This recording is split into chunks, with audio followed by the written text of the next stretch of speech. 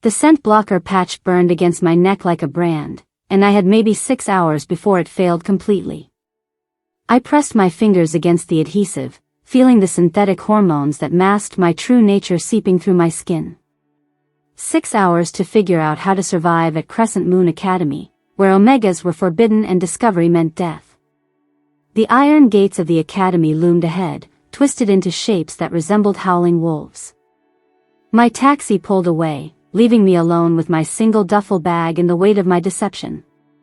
Students moved across the courtyard in clear formations, alphas striding with confident grace, betas clustering in comfortable groups, and omegas, well, there shouldn't be any omegas here.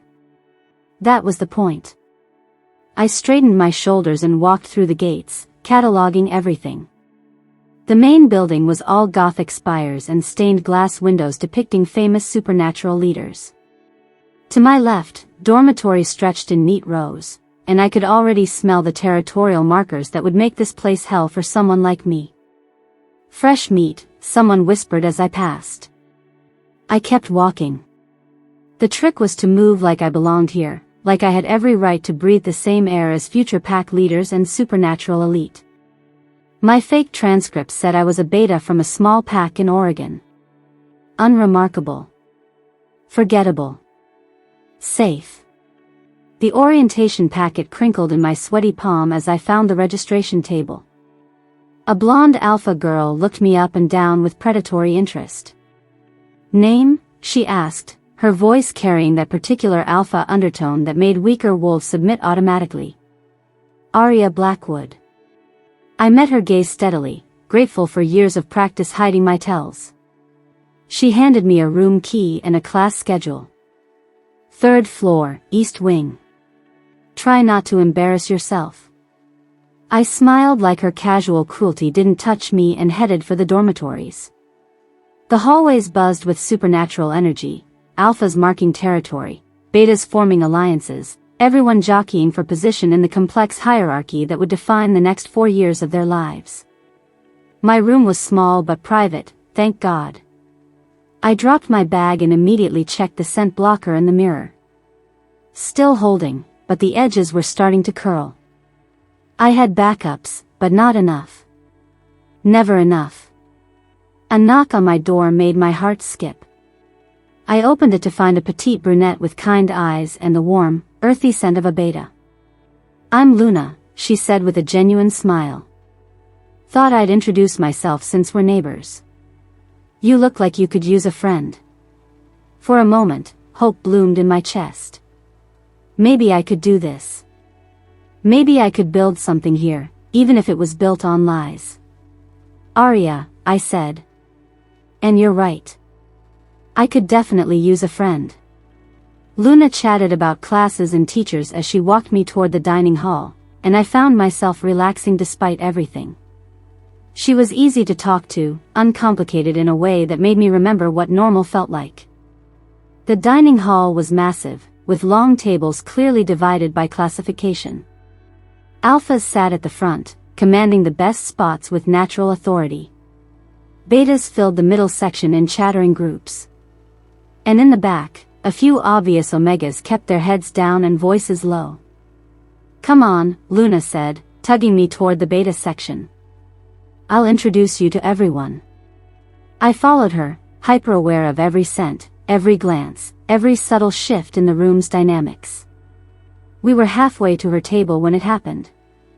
I was looking over my shoulder, cataloging potential threats, when I slammed directly into what felt like a brick wall. Books and papers scattered everywhere, and I stumbled backward, my heart hammering as I looked up into the darkest eyes I'd ever seen. Kai Blackthorn stood before me like some ancient god of war, all sharp angles and controlled power. His alpha scent hit me like a physical blow, pine and steel and something dangerously wild.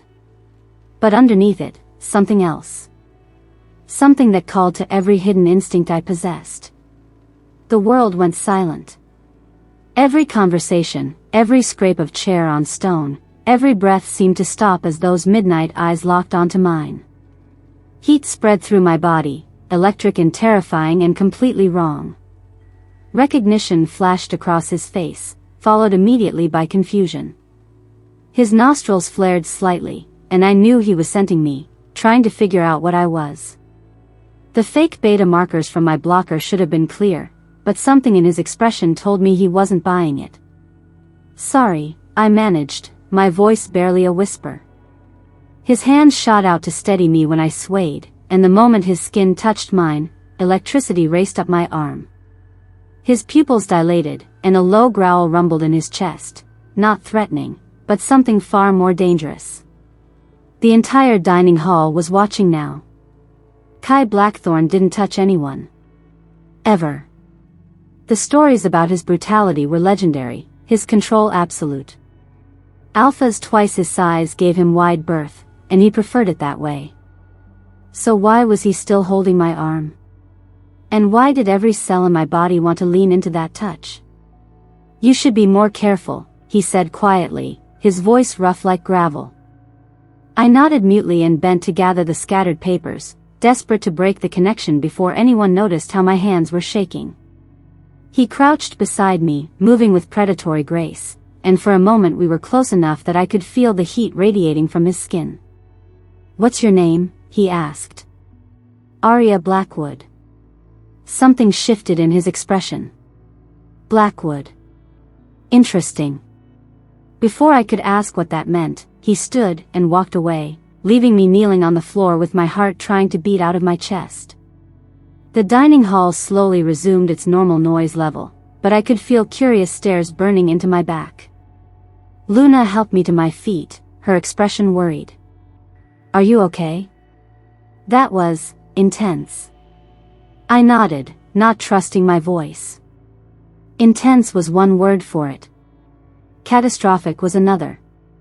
Because as I touched the scent blocker patch at my neck, I felt the adhesive give way completely.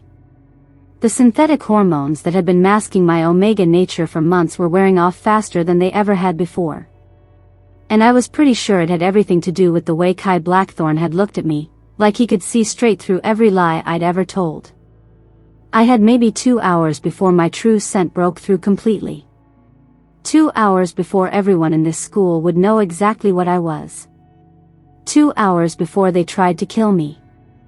Chapter 2. I made it exactly 47 minutes before my roommates started asking questions.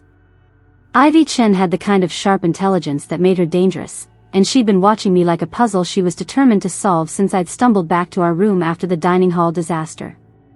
Now she sat cross-legged on her bed, supposedly reading a supernatural law textbook, but her dark eyes kept flicking to me with predatory curiosity. "So," she said casually, not looking up from her book, "you planning to hit the showers tonight?" My blood went cold. "Maybe later. I'm not really sweaty." She turned a page. "You said the same thing last night. And this morning." I forced myself to keep unpacking, arranging my few belongings with careful precision while my mind raced. The communal showers were a death trap for someone like me. Too much steam, too many bodies, too many opportunities for my failing scent blockers to betray me completely. "I'm kind of a germaphobe," I said, going for sheepish embarrassment. "All those people, you know?" Ivy's laugh held no warmth. "Right. And I suppose that's also why you smell like nothing." My hand stilled on the textbook I'd been placing on my desk. "What?" "Most betas have some kind of scent signature. Earthy, citrusy, whatever. But you?" She finally looked up, and her expression was razor sharp. "You smell like chemicals and desperation." Before I could formulate a response, the dorm's announcement system crackled to life.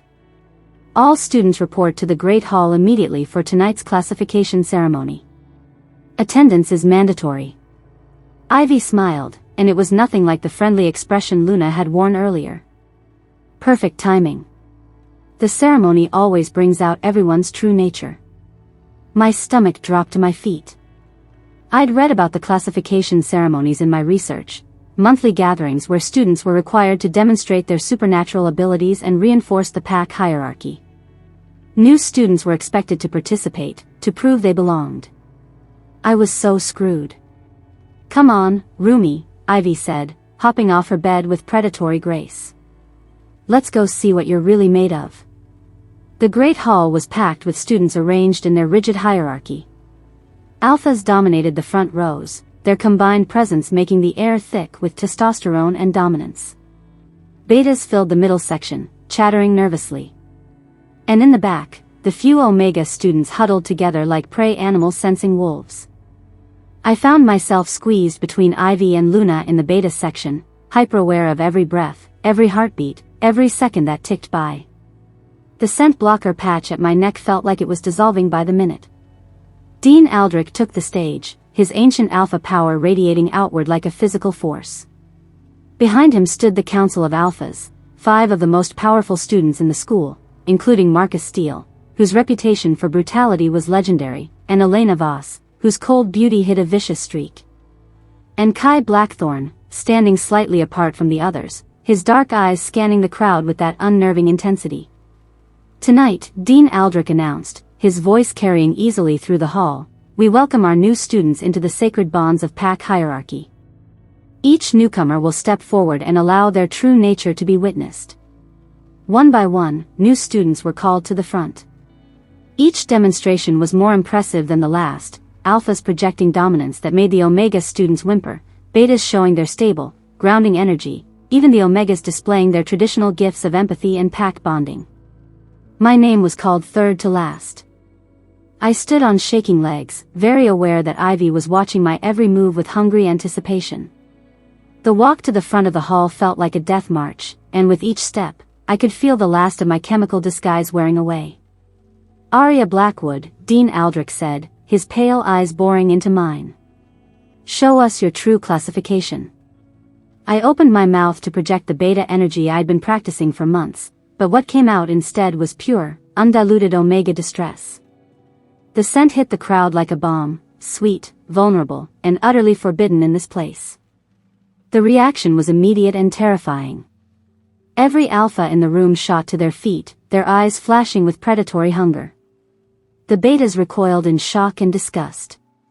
And the Omegas in the back began to keen softly, recognizing one of their own in mortal danger. Omega, Dean Aldrich hissed, and the word fell like a death sentence. You dare contaminate our sacred grounds with your inferior presence? I didn't, I started, but Marcus Steele was already moving, his massive frame cutting through the crowd like a shark through water. The punishment for Omega infiltration is death, he snarled, close enough now that I could see the bloodlust in his pale blue eyes. Ancient law demands it. Elena Voss appeared at his side, her perfect features twisted with disgust. She's poisoned the air we breathe. How long has this creature been among us? The crowd was getting uglier by the second. Students pressed forward, their faces contorted with rage and revulsion. I could hear threats being shouted, promises of what they'd do to me before they killed me. Please, I whispered, but my voice was lost in the growing roar of the mob. Marcus reached for me, his claws already extended, and I knew I was about to die. I closed my eyes and braced for the killing blow. It never came. Instead, a wave of pure alpha dominance crashed over the hall like a tsunami, so powerful that every person in the room except the council members dropped to their knees. My eyes snapped open to find Kai Blackthorne standing between me and Marcus, his entire body radiating lethal threat. Stand down, he commanded, his voice carrying an authority that made my bones vibrate. Marcus bared his teeth. She's Omega filth, Blackthorne. Step aside. No. The single word carried such finality that even Elena took a step back. Kai turned to face the dean, his expression carved from stone.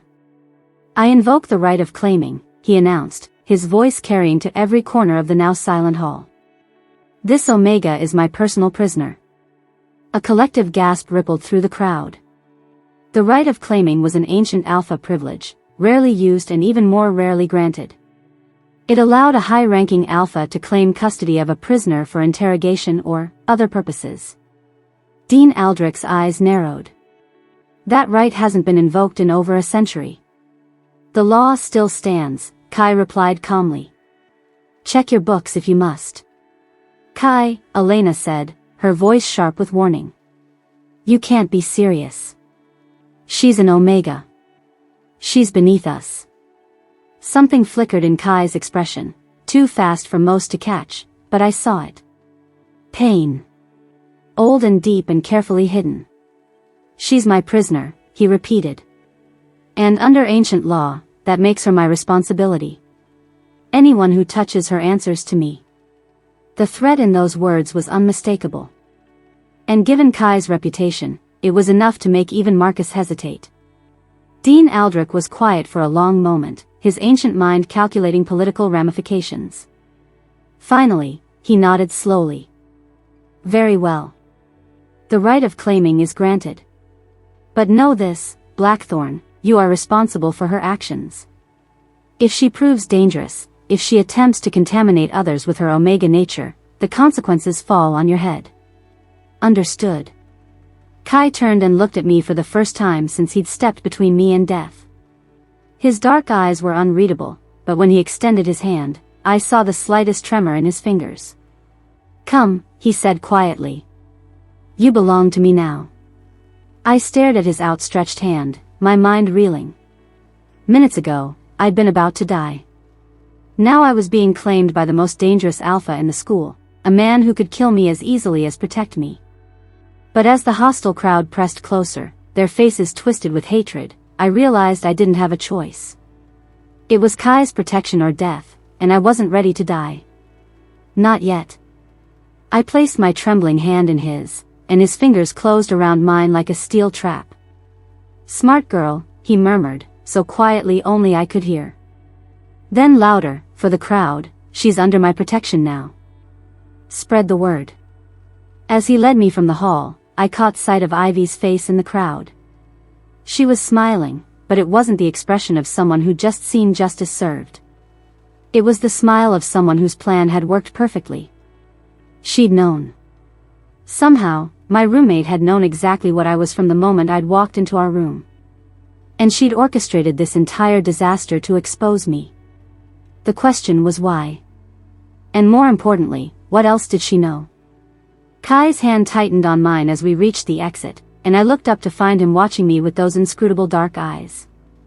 Don't look so terrified, he said, his voice pitched low enough that only I could hear. I'm not going to hurt you. Then why? I whispered back. Why save me? For just a moment, his carefully controlled mask slipped, and I saw something raw and desperate in his expression. Something that looked almost like recognition. Because, he said quietly, I know exactly what it's like to be something you're not supposed to be. Before I could ask what he meant, we were through the doors and walking into the night. But his words echoed in my mind, along with one terrifying certainty. Kai Blackthorn was hiding secrets just as dangerous as mine. Chapter 3. 3 years ago. The silver wolf pendant had been warm against my chest when they brought me the news. I'd been in advanced combat training, pinning a beta twice my size to the mat, when Dean Aldrich's voice echoed through the speakers. Kai Blackthorn, report to the administrative office immediately. I'd known something was wrong the moment I saw the dean's expression. But nothing could have prepared me for the words that followed. Your sister is dead. Even now, sitting in my private quarters with Arya Blackwood perched on the edge of my couch like a frightened bird ready to bolt, I could still hear those words. Still feel the way the world had tilted sideways, reality reshaping itself around that devastating truth. Luna Blackthorn, my brilliant, gentle, impossibly brave little sister, had been executed at Shadowmere Academy for the crime of being born Omega. You're thinking about something painful, Arya observed quietly, her unusual amber eyes studying my face with uncomfortable perception. I touched the pendant through my shirt, a habit I developed whenever the memories threatened to overwhelm me. What makes you say that? Your jaw gets tight when you're upset. And you keep touching your chest like something hurts. She tilted her head, genuine curiosity replacing some of the fear that had dominated her expression since I'd claimed her. Who was she? The question hit me like a physical blow. I'd spent 3 years perfecting my mask, becoming the cold, brutal alpha everyone expected me to be. No one had ever looked at me and seen through to the grief underneath. No one except Luna. How did you? You said you knew what it was like to be something you're not supposed to be, Arya continued, her voice soft but relentless. And just now, when you touched whatever you're wearing under your shirt, your scent changed. Grief has a very distinctive smell. I stared at her for a long moment, reassessing everything I thought I knew about omegas. The intelligence in her eyes was sharp as a blade, her observational skills honed by years of survival. She was nothing like the weak, simpering creatures the Academy taught us omegas were supposed to be. She was exactly like Luna. My sister, I said finally, the words scraping my throat raw. Her name was Luna. Aria's expression softened with understanding. Was? 3 years ago. She was 14. I pulled the pendant from beneath my shirt, letting the silver wolf catch the lamplight. She'd hidden her Omega status for 2 years at Shadowmere Academy, but eventually. I shrugged, trying to make the gesture casual despite the way my chest felt like it was caving in. Eventually, someone found out. They killed her. It wasn't a question. Same law that almost killed you tonight. Ancient pack justice demands death for any Omega who dares to contaminate sacred Alpha grounds. The bitterness in my voice could have poisoned the air between us. She was the smartest person I've ever known. Could have changed the world if they'd let her live long enough. Aria was quiet for several minutes, processing what I'd told her. When she finally spoke, her voice was carefully controlled. Is that why you saved me? Because I remind you of her? Partly. I leaned back in my chair, studying her face. But mostly because watching you in that hall tonight, seeing your strength even when you were terrified. I realized Luna was right about something she used to tell me. Which was? That someday, someone would prove Omegas aren't the weakness everyone believes them to be. That all it would take was one Omega brave enough to stand up and show the world what they're really capable of. Aria laughed, but there was no humor in it. I hate to break it to you, but I'm not brave. I'm barely surviving. You've been surviving in a place designed to kill you for months, I pointed out. You fooled everyone, including me, until tonight. That takes more than just survival skills, it takes intelligence, adaptability, and yes, courage. She shook her head, auburn hair catching the light as she moved. That's not courage. That's desperation. Sometimes they're the same thing. I leaned forward, letting her see the intensity in my expression. The right of claiming gives us 7 days before the council can demand your execution. 7 days to prove you're worth more alive than dead. Her amber eyes sharpened with suspicion. And how exactly do you propose we do that? The Academy has a series of trials, dangerous tests designed to prove worth and establish pack hierarchy.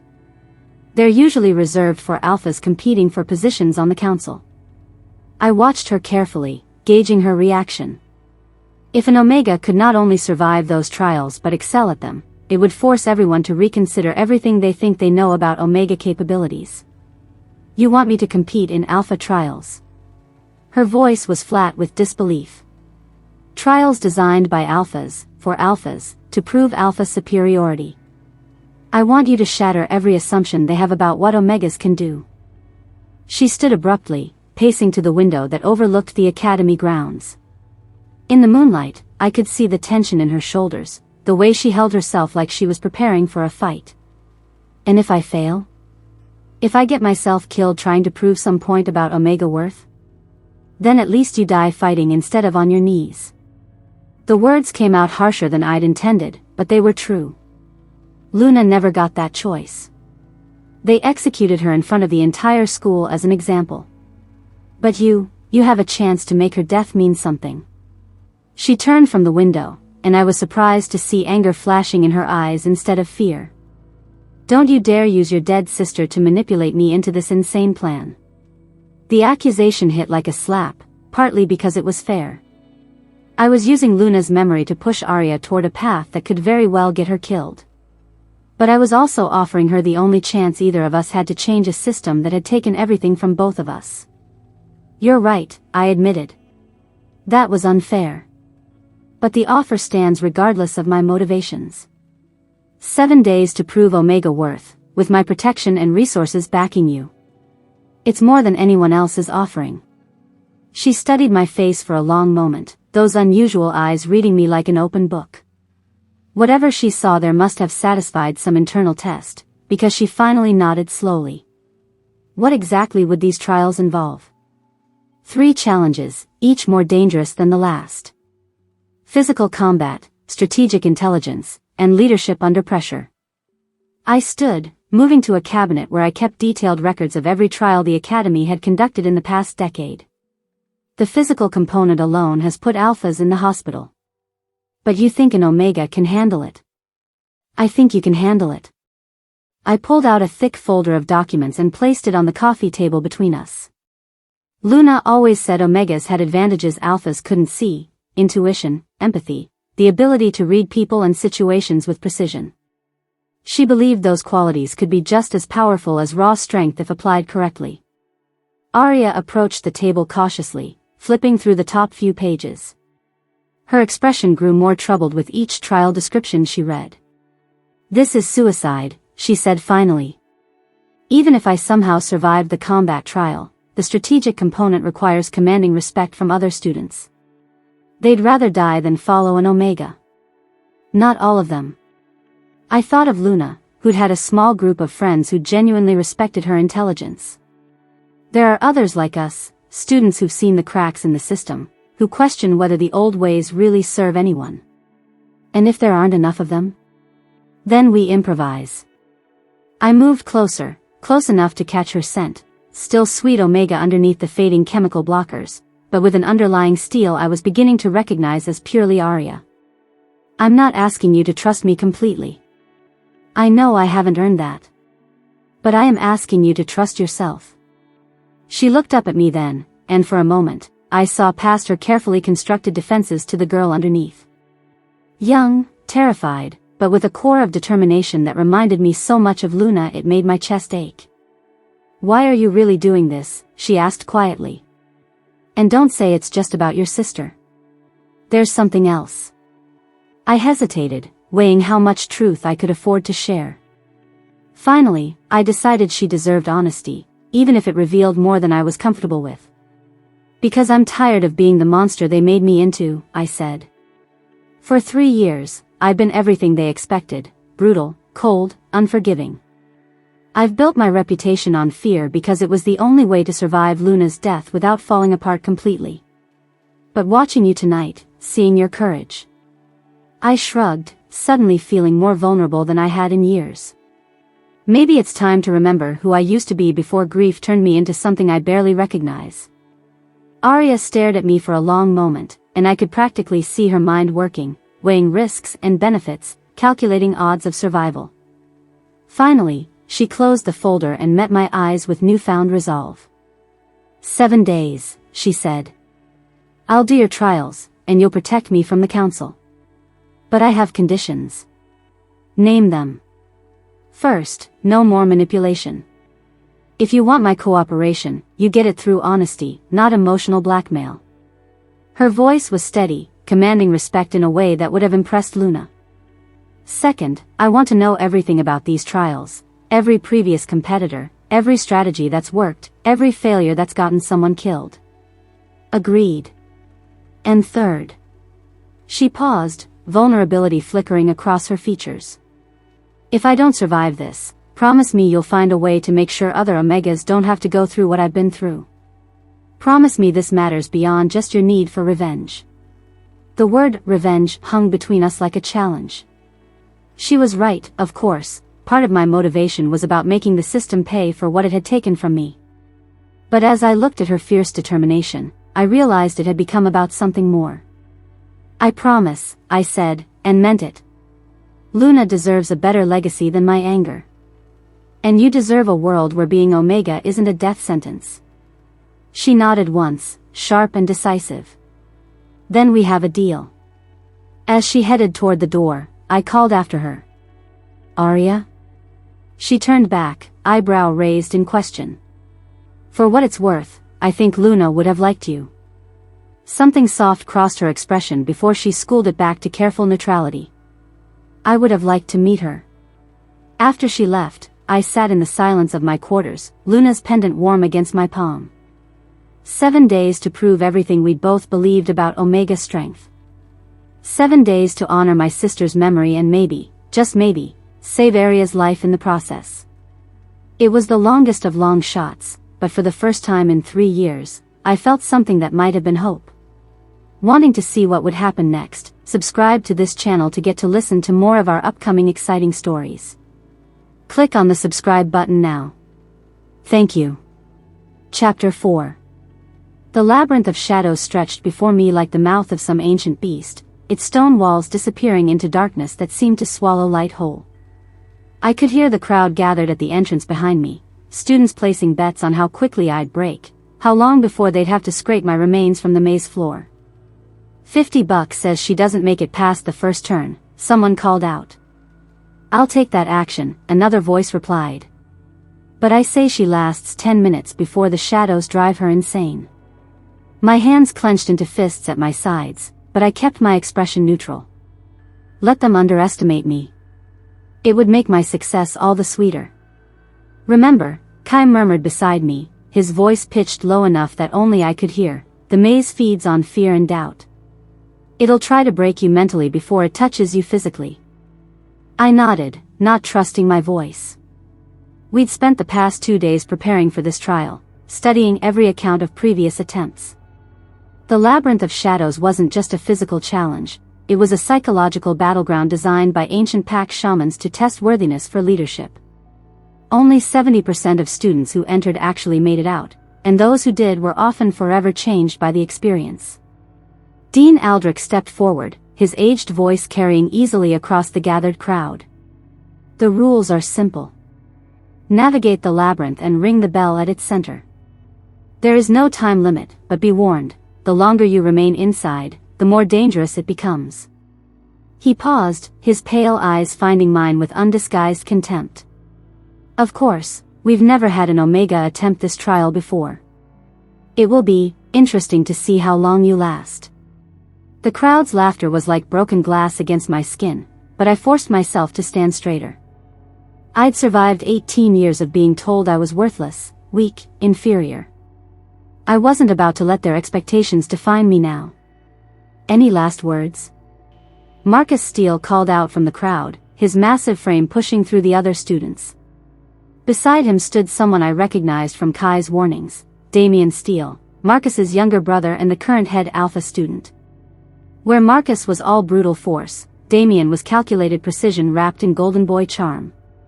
His blue eyes held the kind of cold intelligence that made him infinitely more dangerous than his brother. Just one, I replied, surprising myself with how steady my voice sounded. Try to keep up with the betting. This might go faster than you think. With that, I stepped into the maze. The moment I crossed the threshold, the world changed. The stone walls that had seemed merely old and weathered from the outside now pulsed with an inner darkness that made my skin crawl. Shadows writhed along the surfaces like living things, and the air itself felt thick with malevolent energy. I forced myself to breathe slowly, methodically, the way Kai had taught me. Panic would get me killed faster than any physical trap the maze might contain. The first corridor stretched ahead, splitting into 3 paths after about 20 feet. No helpful signs, no obvious clues about which direction to choose. I closed my eyes and did something I'd spent years learning to suppress. I let my Omega senses expand. The enhanced perception that had always been a liability in my old pack, something that marked me as weak and overly sensitive, suddenly revealed the maze's secrets.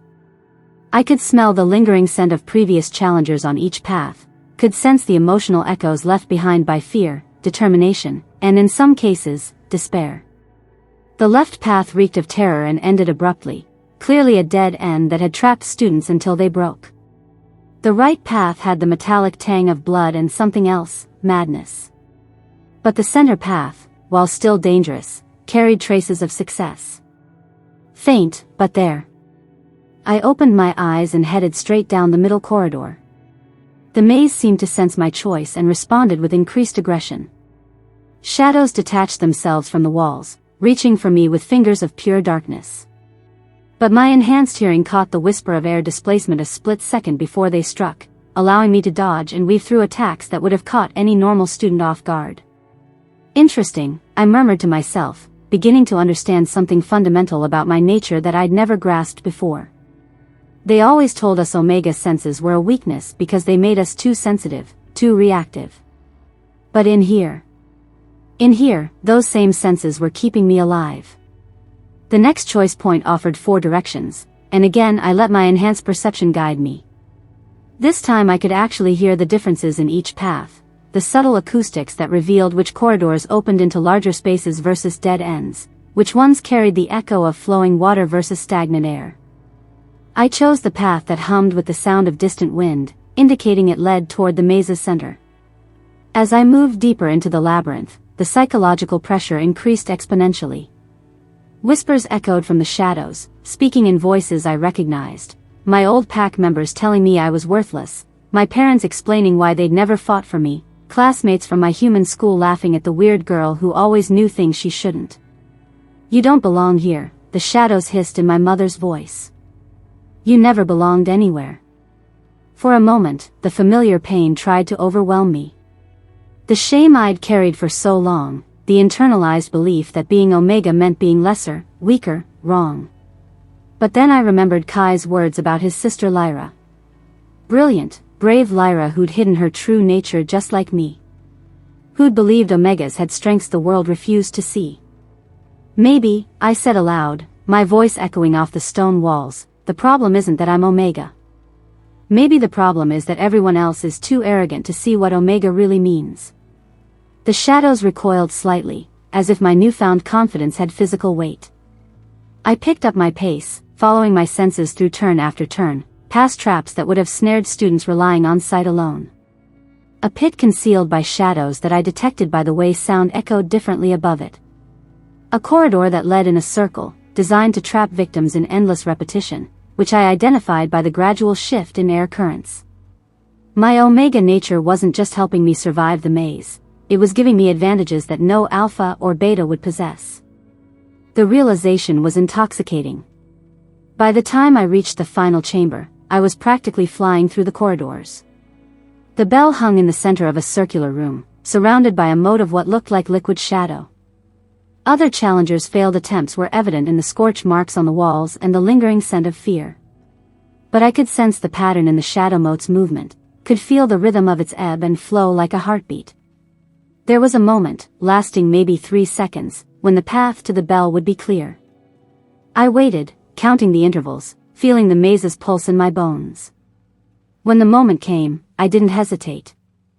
I sprinted across the solidifying shadows, grabbed the bell's rope, and rang it with every ounce of strength I possessed. The sound echoed through the entire labyrinth like a victory cry. The shadows released their hold on the maze immediately, and normal light flooded back into the chambers. A doorway opened in the far wall, leading back to the entrance where the crowd waited. I emerged from the labyrinth of shadows to stunned silence. Dean Aldrich stood holding an old pocket watch, his expression somewhere between shock and disbelief. 43 minutes, he announced, his voice carrying poorly in the sudden quiet. A new Academy record. The previous record, I knew from Kai's research, had been 51 minutes, set by an alpha who'd gone on to become a pack leader. The crowd erupted. Some students cheered, caught up in the excitement of witnessing history. Others looked murderous, their fundamental beliefs about Omega inferiority shattered by what they'd just seen. I found Kai in the crowd, and the pride in his dark eyes made something warm unfurl in my chest. For the first time in my life, I felt genuinely proud of being Omega. Not despite my nature, but because of it. That feeling lasted exactly 30 seconds. "Impressive," a smooth voice said behind me. I turned to find Damien Steele approaching, his perfect features arranged in an expression of polite interest that didn't reach his eyes. Though I have to wonder, how does an Omega develop such unusual abilities? The question was casual, but I caught the underlying threat. Damien was smart enough to realize that what I'd just accomplished shouldn't have been possible for a normal Omega. And he was calculating enough to use that knowledge as a weapon. "Lucky guesses," I replied, matching his casual tone while my mind raced through possible implications. "Of course." His smile was sharp as a blade. "Though luck does have a tendency to run out, doesn't it?" Other students were gathering around us now, drawn by the obvious tension. I could see the divide forming in real time, those who were genuinely impressed by my performance, and those who saw it as an affront to the natural order that needed to be corrected. "Is that a threat?" I asked, surprised by how steady my voice remained. "A threat?" Damien laughed, the sound perfectly pitched to seem friendly to casual observers while carrying clear menace to its intended target. "From me? To a fellow student?" Perished the thought. He stepped closer, close enough that his alpha scent washed over me, cold and clean like winter mountains, but with an underlying corruption that made my skin crawl. "I'm simply observing that anomalies tend to attract attention. And attention can be dangerous for those who aren't equipped to handle it." His blue eyes glittered with malice. Especially when that attention comes from students who take pride in maintaining tradition. Before I could respond, he turned and walked away, but not before making a subtle gesture to several other alpha students in the crowd. The message was clear: whatever happened next, it wouldn't be random harassment. It would be coordinated, calculated, and designed to put me back in what they considered my proper place. Or to eliminate me entirely. As the crowd began to disperse, chattering excitedly about what they'd witnessed, I felt the intoxicating rush of victory fade into something more complex. I'd proven that an Omega could not only survive an Alpha trial but excel at it. I'd shattered assumptions and set records and made Kai proud. But I'd also painted a target on my back that was going to be visible from space. Kai appeared at my side, his expression grim despite the victory we'd just achieved. "You saw Damien's reaction," he said quietly. I nodded. "He's going to be a problem. More than a problem. He's going to try to destroy you before you can challenge any more of their precious assumptions." Kai's hand found mine, squeezing gently. "But we knew this would happen. Success was always going to make you more dangerous to them." "2 more trials," I said, as much to remind myself as to inform him. "2 more trials," he agreed. "And Damien's going to do everything in his power to make sure you don't survive to attempt them." As we walked back toward the academy, I could feel eyes on us from every direction. Some admiring, some curious, but too many filled with the kind of cold calculation that meant trouble. I'd wanted to prove Omega worth, and I'd succeeded beyond my wildest expectations.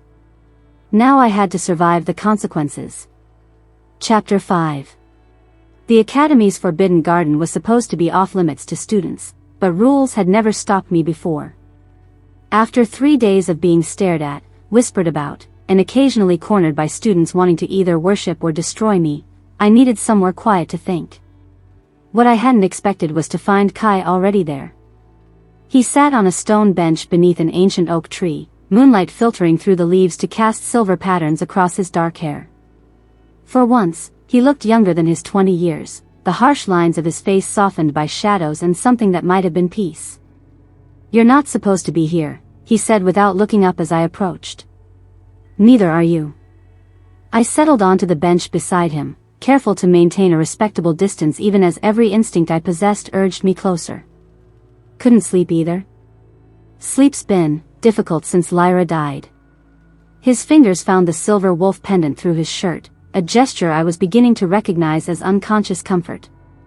"I keep having dreams where I save her in time." The raw pain in his voice made my chest ache. "What was she like?" "Really like, not just the brilliant sister you mentioned." Kai was quiet for so long I thought he wouldn't answer. When he finally spoke, his voice was soft with memory. "She used to sneak out of our dorm at Shadowmere to feed stray cats behind the kitchens. Got caught 3 times, served detention every weekend for a month, but she never stopped." A smile ghosted across his lips. "She said someone had to care about the creatures no one else wanted. She sounds like she had a good heart. The best." His hand tightened on the pendant. "Which is why I should have protected her better. I knew how dangerous it was for an Omega at that school, knew what would happen if anyone discovered her secret. But I was so focused on maintaining my own reputation, on being the perfect alpha heir." "It wasn't your fault," I said quietly. "Wasn't it?" He turned to look at me then, and the guilt in his dark eyes was devastating. "I was her older brother, I should have found a way to keep her safe. Instead, I was so busy playing politics that I missed the signs someone was investigating her. The weight of his self-blame was palpable, and without thinking, I reached out to cover his hand with mine. The contact sent electricity shooting up my arm, but I didn't pull away. "You were 18, I said firmly. 18 and trying to survive in a system designed to crush anyone who shows weakness. You can't protect someone else when you're barely surviving yourself. Is that what you tell yourself?" The question was gentle, but it hit like a physical blow. I pulled my hand back, wrapping my arms around myself as old wounds tried to tear open. "What do you mean? I've been watching you for 3 days, Arya. You blame yourself for something too. It's in the way you flinch when people get too close, the way you scan every room for escape routes." His voice was careful, non-threatening. "What happened to you before you came here?" Part of me wanted to deflect, to maintain the walls I'd spent years building. But sitting here in the moonlight with the first person who'd ever looked at me and seen strength instead of weakness, those walls felt fragile as glass. "My birth pack discovered what I was when I turned 16, I said finally. They'd suspected for years, but I'd gotten good at hiding it. Then one day during a pack hunt, my enhanced senses kicked in and I reacted to things they couldn't detect. Danger that wasn't visible to normal wolves." "What did they do?" "The pack elders gave my parents a choice. The memory still tasted like ashes in my mouth. Execute me themselves to preserve the family honor, or be cast out along with me." Kai's breath caught. They chose exile. They chose themselves. I stared up at the moon, silver light blurring as tears I'd thought long dried up threatened to fall. They handed me over to the elders and never looked back. I was cast out alone. "How long were you on your own?" 2 years. I learned to hide what I was, to blend in with human society. Picked up false documents, created a fake history, perfected the art of being forgettable. I wiped my eyes angrily, hating the vulnerability that talking about this brought up. By the time I was ready to try living among supernaturals again, I'd convinced myself that being Omega really was something shameful. Something that needed to be hidden. And now? I thought about the past few days, about the way it had felt to use my enhanced senses in the labyrinth, to succeed not despite my Omega nature but because of it. Now I'm not sure what I believe anymore. We sat in comfortable silence for several minutes, both lost in our own thoughts. It should have been awkward, this sharing of old wounds, but instead it felt like something settling into place. Like puzzle pieces finally finding where they belonged. "Can I ask you something?" I said eventually. "Anything." When you look at me, I hesitated, then forced myself to continue. "What do you see?" Kai turned to study my face in the moonlight, his expression serious. "I see someone who's stronger than she knows. Someone who survived things that would have broken most people and came out the other side with her compassion intact." He paused. "And I see something else. Something that shouldn't be possible." My pulse quickened. "What do you mean?" Instead of answering directly, he stood and moved to stand in front of me, close enough that I could feel the warmth radiating from his skin. "Look at me," he said quietly. "Really look." I met his eyes, and for a moment, nothing seemed different. Then something shifted in my vision, like adjusting the focus on a telescope, and suddenly I could see it, a faint silver glow surrounding Kai's silhouette, pulsing in rhythm with his heartbeat. I gasped and scrambled backward. "What? How did you?" "You can see it too." His voice held wonder and something that might have been relief. I thought I was going insane. "The aura around you? The silver light?" "Around me, around other students, around everything living." He sat back down, closer this time, his knee brushing mine. "It started after Lyra died. I thought it was grief, some kind of psychological break." "But you can see it too." I nodded slowly, my mind racing. "I've been able to see them since I was little. My parents thought I was making it up for attention. The pack shaman said it was another sign of my defective nature." "This shouldn't be possible," Kai said, but he was smiling as he said it. Alphas don't have enhanced spiritual sight. Neither do Omegas, for that matter. It's supposed to be restricted to pack shamans and certain beta bloodlines. Then why can we both? I started to ask, but the question was interrupted by voices approaching through the garden. We both froze, recognition and dread flooding through me as I identified the speakers. Damian Steele's cultured tones carried clearly in the night air, along with two other voices I recognized as his closest followers, Tyler Cross and Nathan Rivers, both alphas who'd made it clear they considered my continued existence a personal affront. Can't let this Omega business continue, Damian was saying as they drew closer to our hiding spot. One successful trial was bad enough, but if she actually completes all 3 challenges, it'll undermine everything our society is built on. So what do you suggest?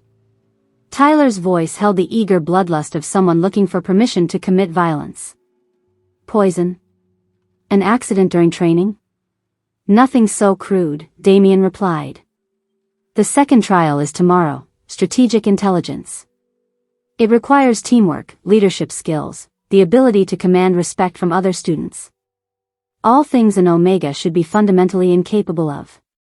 Nathan laughed, the sound cold as winter wind. And if she somehow manages to succeed again? She won't. The certainty in Damian's voice made my blood run cold. Because I'm going to make sure the other students understand exactly what's at stake. By tomorrow night, anyone who helps her will be marked as a traitor to their own kind. And Blackthorn? Tyler asked. He's been protecting her. Kai's protection only extends so far, Damian said smoothly. The right of claiming gives him custody, not absolute immunity. If Arya dies during an official academy trial, due to her own inadequacy, of course, there's nothing he can do about it. They were moving away now, their voices fading as they headed back toward the main buildings. But the damage was done. Tomorrow's trial wouldn't just be about proving Omega capabilities, it would be about survival against active sabotage. Did you hear? I started to whisper, but Kai's hand on my arm stopped me. Every word, he said grimly. We need to get you out of here. If Damian's planning to turn the entire student body against you. No. The word came out harder than I'd intended. I'm not running. Not again. Arya, be reasonable. If the other students won't work with you, if they're actively trying to sabotage, then I'll find another way. I stood, pacing to the edge of the moonlit clearing. I've spent my entire life being told I don't belong, that I should hide what I am, that I should be grateful for whatever scraps of acceptance people throw my way. I'm done with that. This isn't about pride. Isn't it? I turned back to face him, and in the moonlight, I could see his silver aura pulsing with concern and something deeper, something that made my heart race. You said Lyra believed Omegas had strengths others couldn't see. Well, maybe it's time to prove her right. Not if it gets you killed. The emotion in his voice made me step closer, drawn by something I was finally ready to acknowledge. Why does that matter to you? Really? Because, he stopped, his jaw working as he struggled with words. Because you're not just some Omega I'm protecting anymore. You're not just a way to honor my sister's memory. Then what am I? He stood slowly, closing the distance between us until we were close enough that I could feel his breath on my face. The silver aura around him was pulsing faster now, brighter, and I wondered if mine was doing the same. You're the first person in 3 years who's made me remember what hope feels like, he said quietly. You're brave and brilliant and strong enough to change everything. And I'm falling for you so hard it terrifies me. The admission hung between us like a challenge, and for a moment, I forgot how to breathe. Then his hand cupped my cheek, thumb brushing across my skin with devastating gentleness, and all my carefully constructed defenses crumbled. Kai, I whispered, but I didn't know what I was asking for. I know this complicates everything, he said. I know it makes both of us vulnerable in ways we can't afford. But I can't pretend anymore that this is just about changing laws or honoring the dead. What are you saying? I'm saying that if something happens to you tomorrow, it won't just be the Omega 'cause that dies. It'll be any chance I have of being whole again. Before I could respond, he leaned down and kissed me. The contact was gentle at first, hesitant, as if he was giving me every opportunity to pull away. When I instead pressed closer and let my hands tangle in his dark hair, the kiss deepened into something that felt like coming home and starting a revolution all at once. When we finally broke apart, both breathing hard, the world had shifted around us. This wasn't just an alliance anymore. It wasn't just about survival or proving a point. It was about two people who'd found something worth fighting for in each other. Tomorrow's trial, I started. Tomorrow's trial just became about more than changing society, Kai said, his forehead resting against mine. Now it's about keeping you alive long enough for us to figure out what this means. As we stood there in the moonlight, surrounded by the glow of our impossible shared sight, I realized that winning had taken on an entirely new meaning. I wasn't just fighting for Omega rights anymore. I was fighting for the chance to see where this feeling might lead. Chapter 6. Aria. The Shadowwood felt different under the hunter's moon, ancient, hungry, alive with predatory energy that made my skin crawl. Dean Aldrich had explained the rules of the second trial clearly: navigate the forest, locate 3 hidden totems, and return to the starting point before dawn. Students would work in groups of 5, with leadership roles rotating to test strategic thinking and team dynamics. What he hadn't mentioned was that some groups had no intention of following the rules. I crouched behind a fallen oak, watching my assigned teammates through the undergrowth. When the group assignments had been announced, I'd known immediately that something was wrong. Tyler Cross, Nathan Rivers, and 2 other Alpha students I recognized as Damien's followers, Rebecca Thorne and James Whitlock, all assigned to my team by pure coincidence. None of them had spoken to me since we'd entered the forest 20 minutes ago, except to suggest I take point as team leader. Now I understood why. "She's about 50 yards ahead," Tyler whispered, his voice carrying in the still night air. "Think she's figured it out yet?" "Doesn't matter," Nathan replied. "We follow the plan. Make it look like an accident, savage beast attack, something the forest can explain." My blood turned to ice. This wasn't a trial anymore. It was an execution. I pressed myself closer to the tree trunk, mind racing through possible escape routes. The forest was vast, but I didn't know it well enough to evade trained hunters for long. And without backup, without anyone even knowing where I was. A branch snapped somewhere to my left, and I spun toward the sound, heart hammering against my ribs. "Looking for someone?" Damien emerged from the shadows like something out of a nightmare, his perfect features twisted into predatory satisfaction. Behind him, I could see movement, more students than should have been possible, all converging on my position with military precision.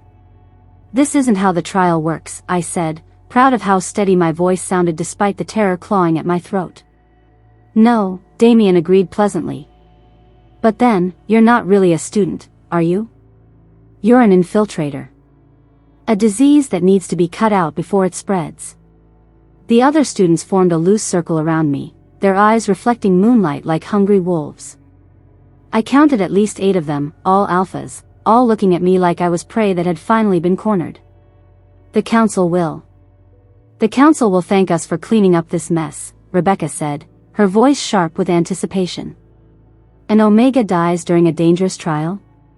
Tragic, but hardly unexpected. After all," James added with a cold smile, "Omegas are so fragile. So weak. Really, it's a miracle you've lasted this long." They were toying with me, savoring the fear they could smell rolling off me in waves. I thought about running, but they'd planned this too well. Every escape route was blocked, every advantage eliminated. I was going to die in this forest, and no one would ever know it was murder. Kai. Something was wrong. I'd felt it the moment the trial groups had been announced, a cold certainty that settled in my gut like poison. Damien's satisfied smile, the way his followers had looked at each other, the careful way they'd avoided my eyes, all of it pointed to a plan I hadn't been told about. Now, 3 hours into the trial, that certainty had become screaming panic. "Where is she?" I demanded, cornering Marcus Steele near the edge of the starting area. Marcus shrugged, his massive frame radiating false innocence. "How should I know? She's not my responsibility." Don't play games with me, Marcus. Where did your brother take her? My brother is following trial protocols, same as everyone else. But his eyes held the kind of savage anticipation that meant blood was about to be spilled. Though I have to say, the Shadowwood can be dangerous at night. Especially for someone so small and defenseless. The threat was clear enough. I turned and sprinted toward the forest, protocol and rules be damned. If Damien thought he could murder Arya while I stood by and watched, he was about to learn exactly why I'd earned my reputation for brutality. The Shadowwood was vast, but I knew it better than most students. I'd spent countless hours training here, learning every trail and hiding spot. More importantly, I could follow Arya's scent, sweet omega mixed with fear and something else, something wild that called to every protective instinct I possessed. I found them in a clearing about 2 miles from the starting point, 8 alphas arranged in a hunting circle around one terrified girl who was somehow still standing tall despite impossible odds. Miracle you've lasted this long, James was saying as I approached through the shadows. Maybe, Arya replied, and I was amazed to hear defiance in her voice instead of surrender. But I'm tougher than I look. We'll see about that, Damien said, and I saw him signal the others to close in. I didn't think. I didn't plan. I just moved. Arya. The attack came from 3 directions at once, Tyler and Nathan rushing me from the front while Rebecca tried to flank from the right. I ducked Tyler's claws and rolled away from Nathan's grab, but there were too many of them, too little space to maneuver. Rebecca's claws raked across my shoulder, sending fire through my arm. I stumbled, and James was there immediately, his hands closing around my throat. Should have stayed hidden, little Omega, he whispered. Should have known your place.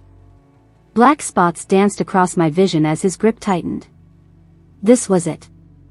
This was how I died, not in glorious battle or noble sacrifice, but murdered by cowards who couldn't stand the idea that I might be worth something. Then suddenly James was screaming, his hands torn away from my throat as something massive slammed into him with bone-crushing force. Get away from her. Kai's voice was pure alpha dominance backed by lethal fury, and even Damien's followers took an involuntary step back. But only for a moment. Blackthorn, Damien said with satisfaction. How nice of you to join us. Though I'm afraid this is pack business. She's under my protection, Kai snarled, placing himself between me and the circle of hostiles. Anyone who touches her answers to me. And what are you going to do? Tyler laughed, wiping blood from where Kai's initial attack had opened his cheek. Fight all of us? Even you aren't that good. He was right, and we all knew it.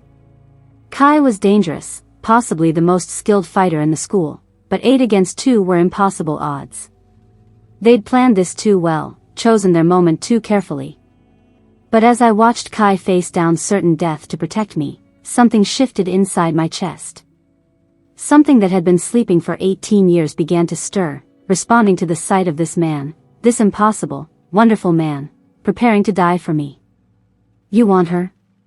Kai said quietly, his voice carrying despite its softness. Come and take her. They rushed him all at once. Kai. Fighting 8 alphas simultaneously was like trying to hold back an avalanche with bare hands, possible for maybe 30 seconds before being completely overwhelmed. I managed to drop Tyler with a vicious uppercut and put Nathan on the ground with a knee to his solar plexus, but then Rebecca's claws found my ribs and James got behind me with an arm around my throat. Pain exploded through my side as someone else's claws raked across my back. I could feel blood soaking through my shirt, could taste copper in my mouth from where someone's punch had split my lip. But I kept fighting, because the alternative was watching them tear Arya apart.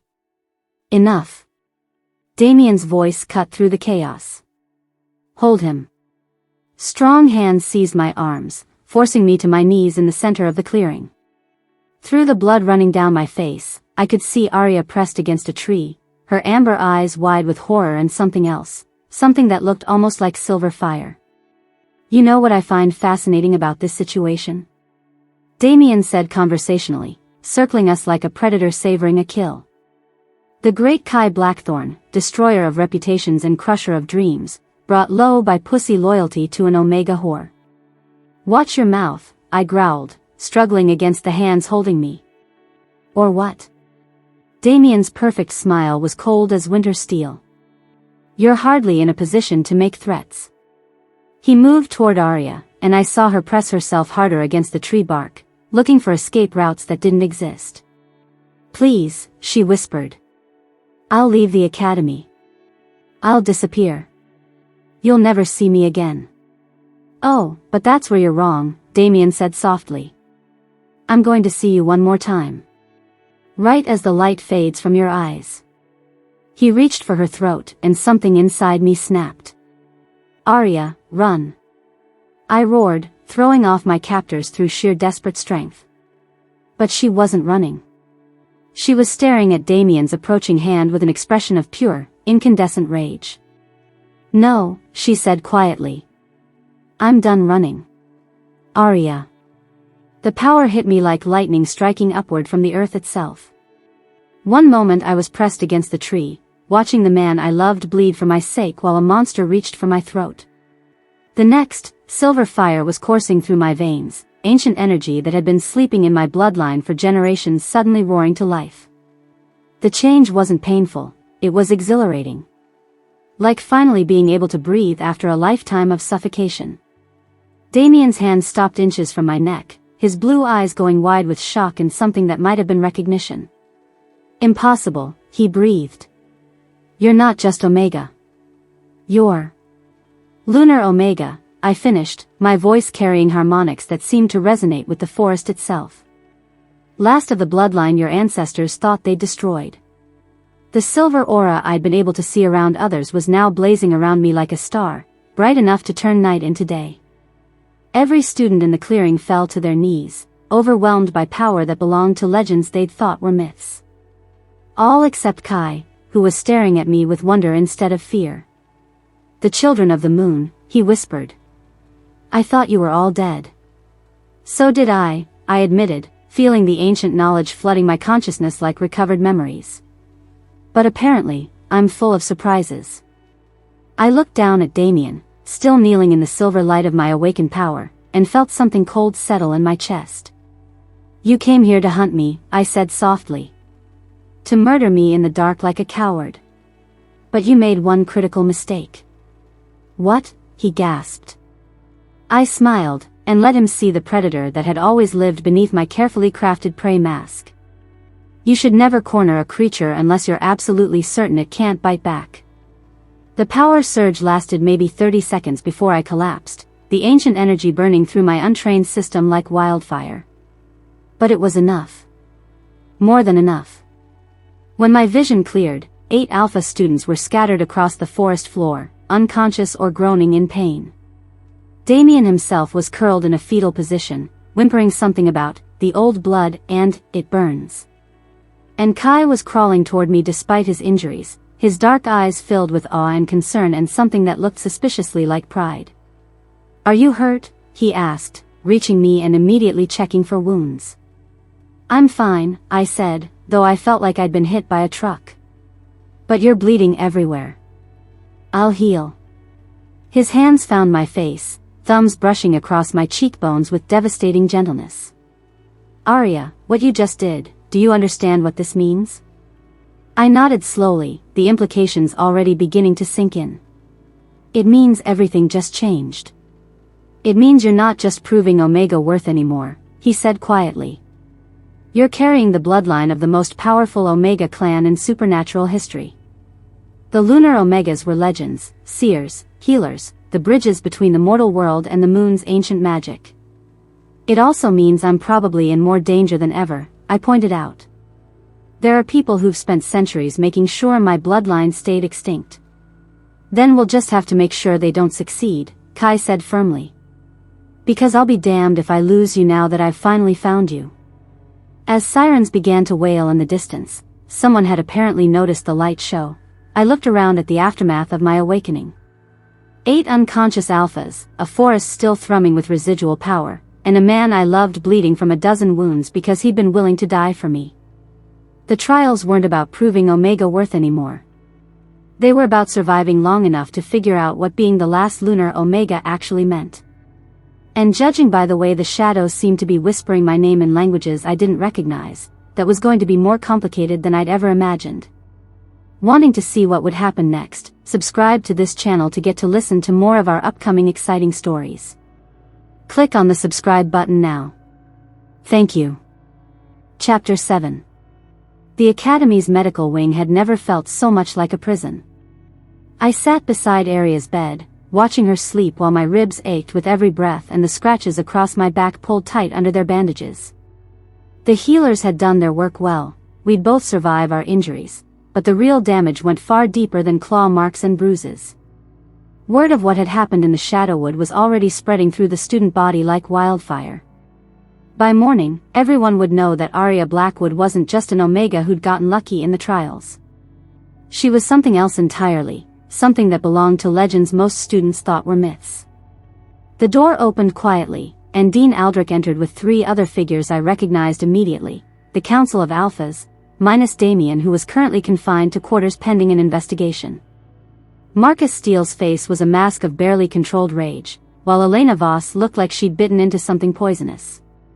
The third council member, Sebastian Cross, Tyler's father, seemed more thoughtful than murderous, but that didn't make him any less dangerous. Blackthorn, Dean Aldrich said quietly, his ancient eyes moving from me to Aria's sleeping form. We need to talk. About what? Your failure to control your students? The fact that 8 alphas just tried to commit murder during an official trial? About what she is, Elena said, her voice sharp with disgust. And what it means for all of us. I stood slowly, every muscle protesting the movement, and positioned myself between the council and Aria's bed. She's an Omega who's proven she deserves to be here. That's all that matters. Is it? Marcus stepped forward, his massive frame radiating menace. Because from what I heard, she lit up the entire forest like a fucking beacon and put 8 of our best students in the hospital with nothing more than her anger. They attacked her, I said flatly. They got what they deserved. What they got, Sebastian said quietly, was a taste of power that hasn't been seen in over 3 centuries. Power that our ancestors specifically made sure would never rise again. The words hit me like a physical blow. What are you talking about? Dean Aldrich moved to the window, staring out at the academy grounds with an expression that might have been regret. Tell me, Blackthorn, what do you know about the Lunar Wars? Ancient history. A conflict between different supernatural factions over territory and resources. I frowned, trying to remember details from classes I'd taken years ago. It ended with the Treaty of Silver Moon, establishing the current pack hierarchy system.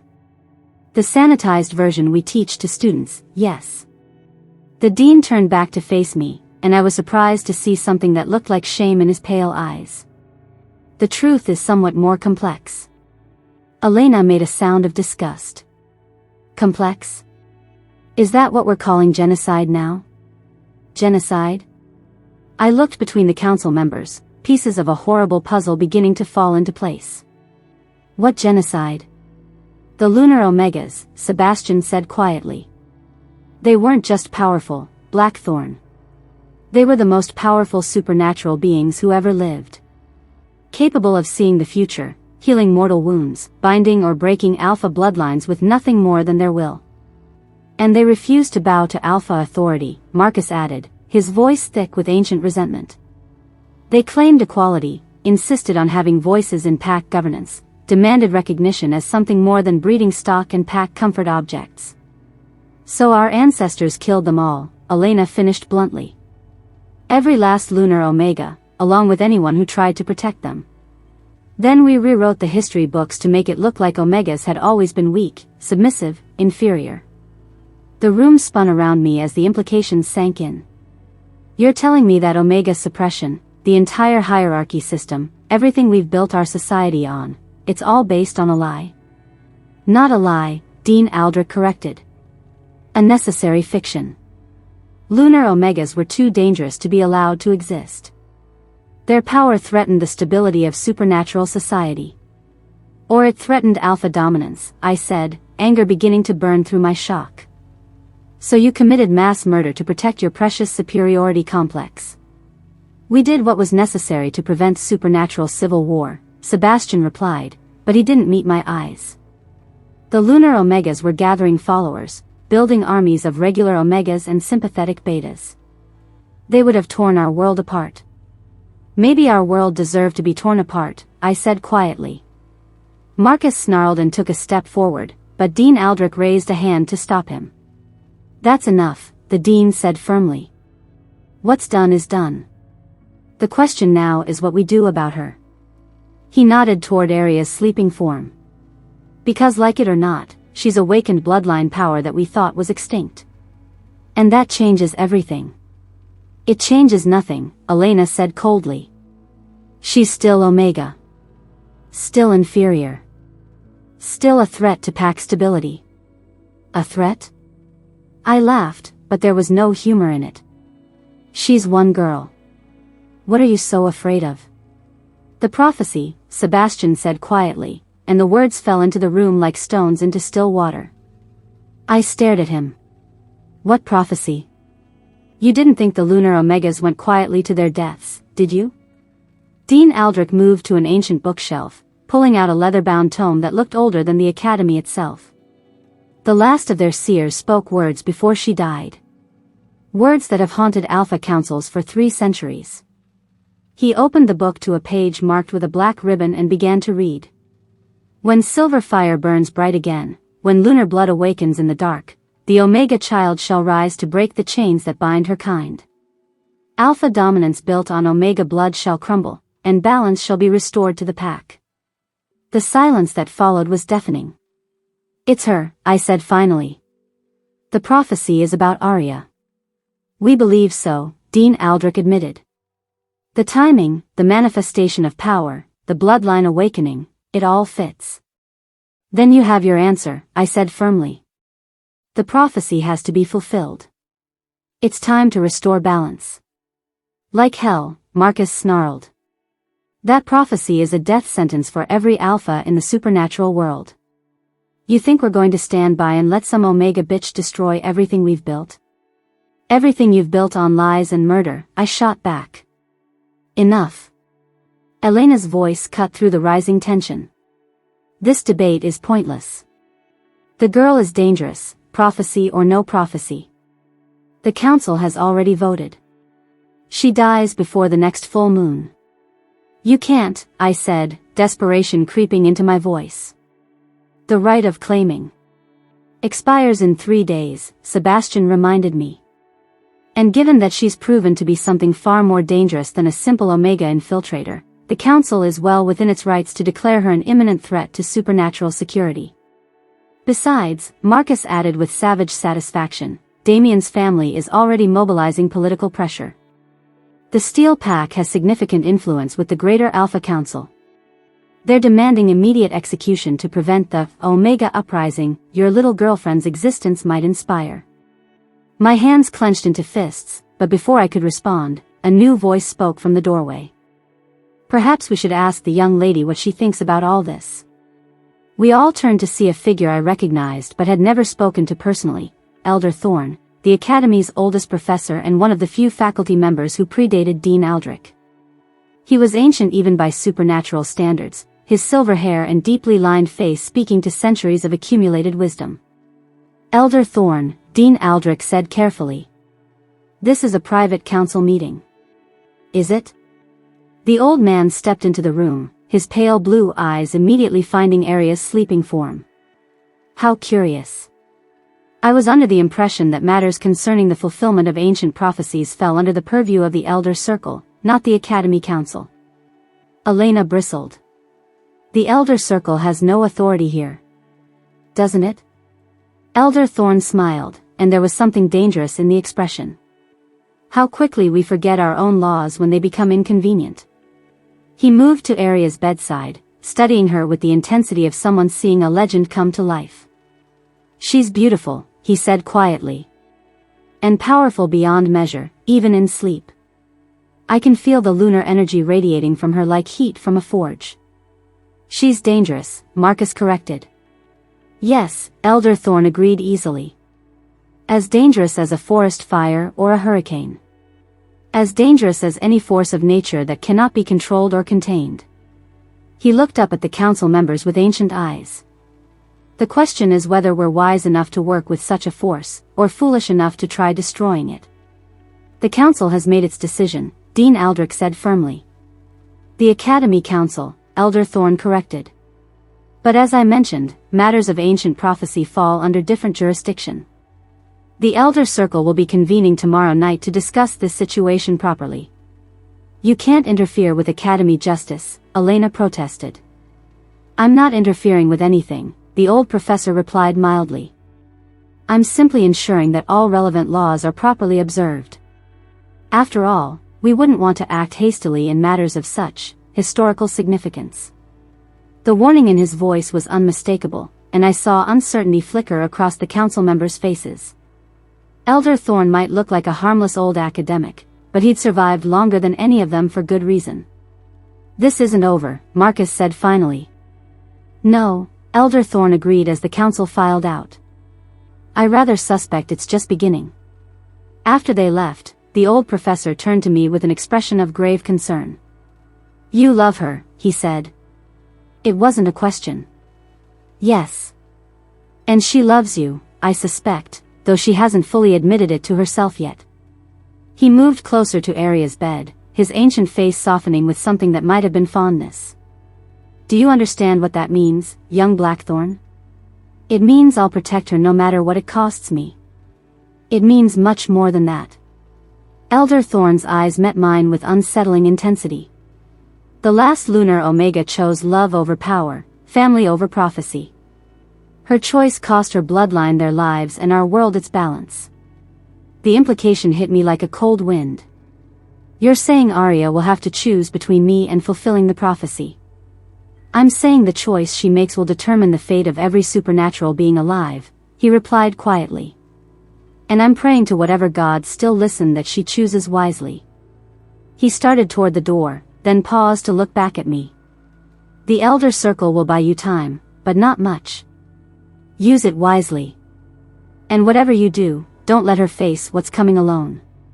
The last lunar Omega died in isolation, forgotten and powerless. This one might actually have a chance. After he left, I sat back down beside Aria's bed and took her hand in mine.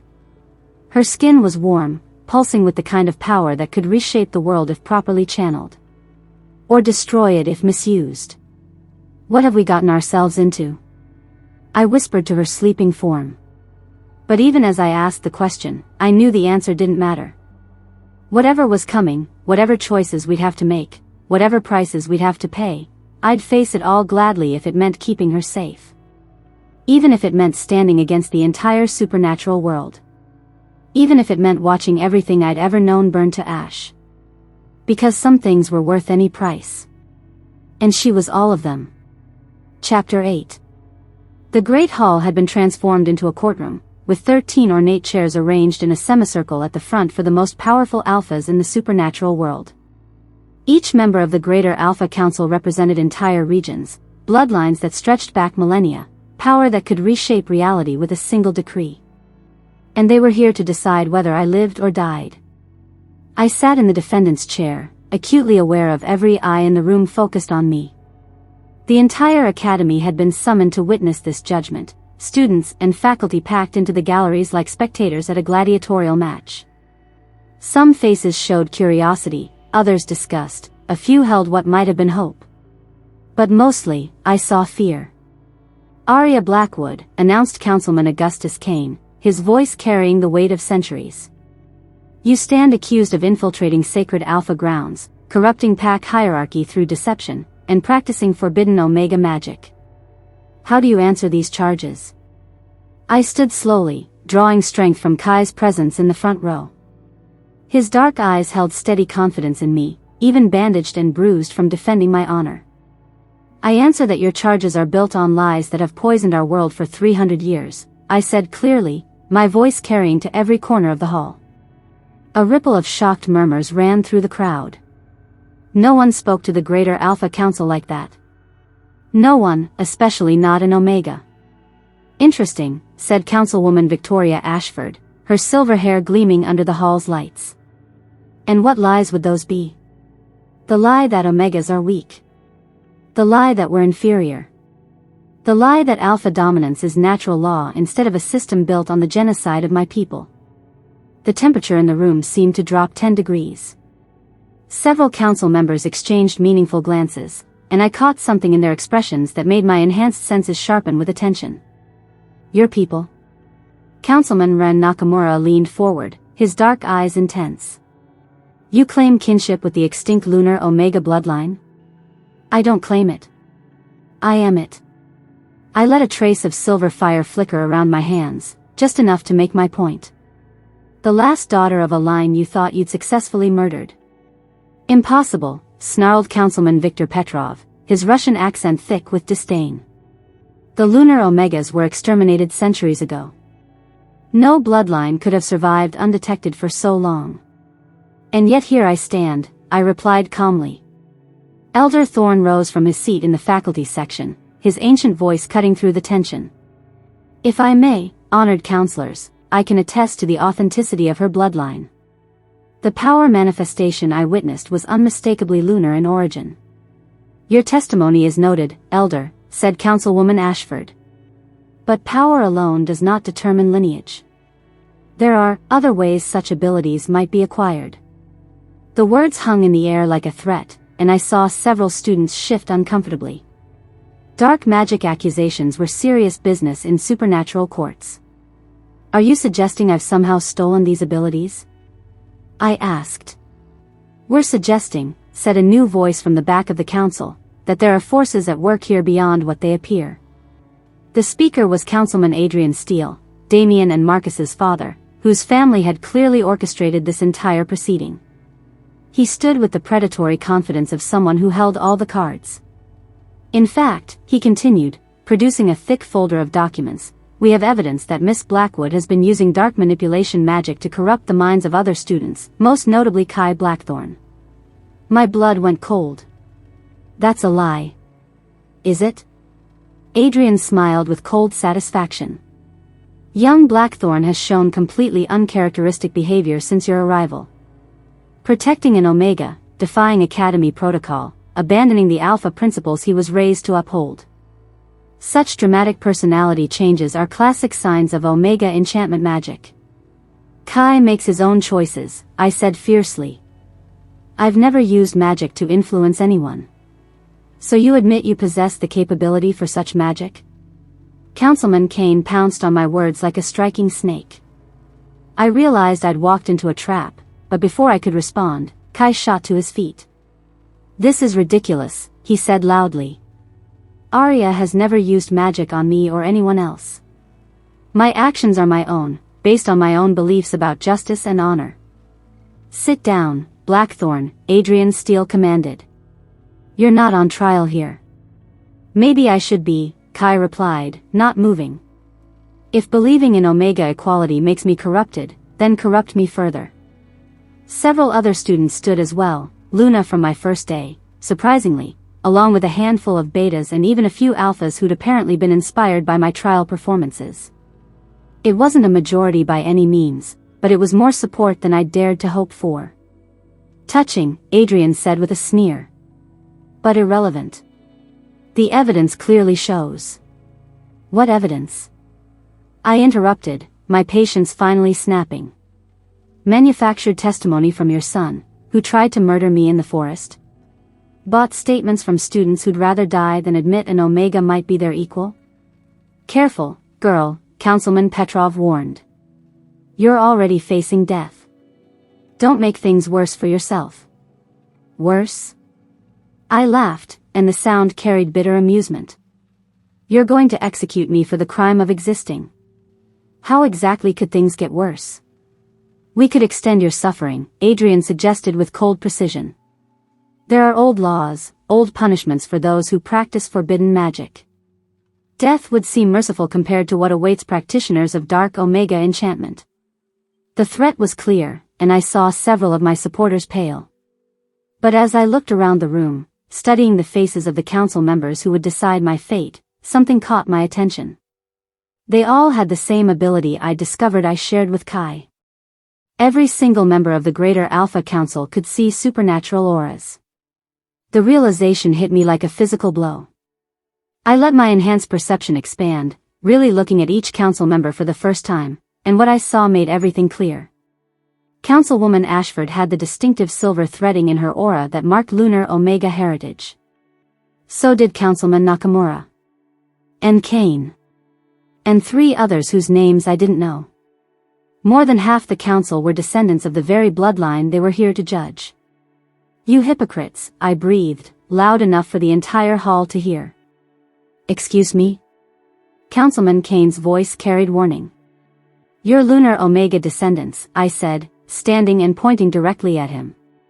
"Half of you carry the same bloodline you're condemning me for possessing." The silence that followed was deafening. I saw a panic flicker across several council members' faces, saw others exchange glances that confirmed my accusation. "That's impossible," Adrian Steele said, but his voice lacked conviction. "Is it?" I turned to address the entire hall, letting my voice carry to every corner. "Look at them with enhanced sight, those of you who can. See the silver threads in their auras, the lunar markings they've hidden for centuries while condemning others for the same heritage." Enough. Councilwoman Ashford shot to her feet. "These accusations are baseless, desperate lies from someone facing justice for her crimes." "Are they?" Elder Thorne's voice cut through the chaos. "Because if they are true, this council has no legal authority to judge lunar Omega matters. According to the original Accords of Silver Moon, only pure Alpha bloodlines can sit in judgment of Omega affairs." The political implications were staggering. If half the council were secret Omega descendants, every decision they'd made regarding Omega rights for the past century could be challenged. "This is ridiculous," Adrian snarled. "Even if such heritage existed, which it doesn't, it would be so diluted as to be meaningless." "Would it?" I smiled, feeling power beginning to stir in my chest. "Shall we test that theory?" I reached out with my newly awakened abilities, touching the lunar heritage I could sense in each of the council members. Most of them had buried their Omega genes so deeply that they probably didn't even know they existed, but the bloodline was there. And I could call to it. Silver fire flickered around my hands as I let a pulse of pure lunar Omega energy flow outward. 6 members of the 13-person council suddenly gasped, their own dormant Omega abilities responding to mine like tuning forks resonating with the same note. The revelation caused pandemonium in the hall.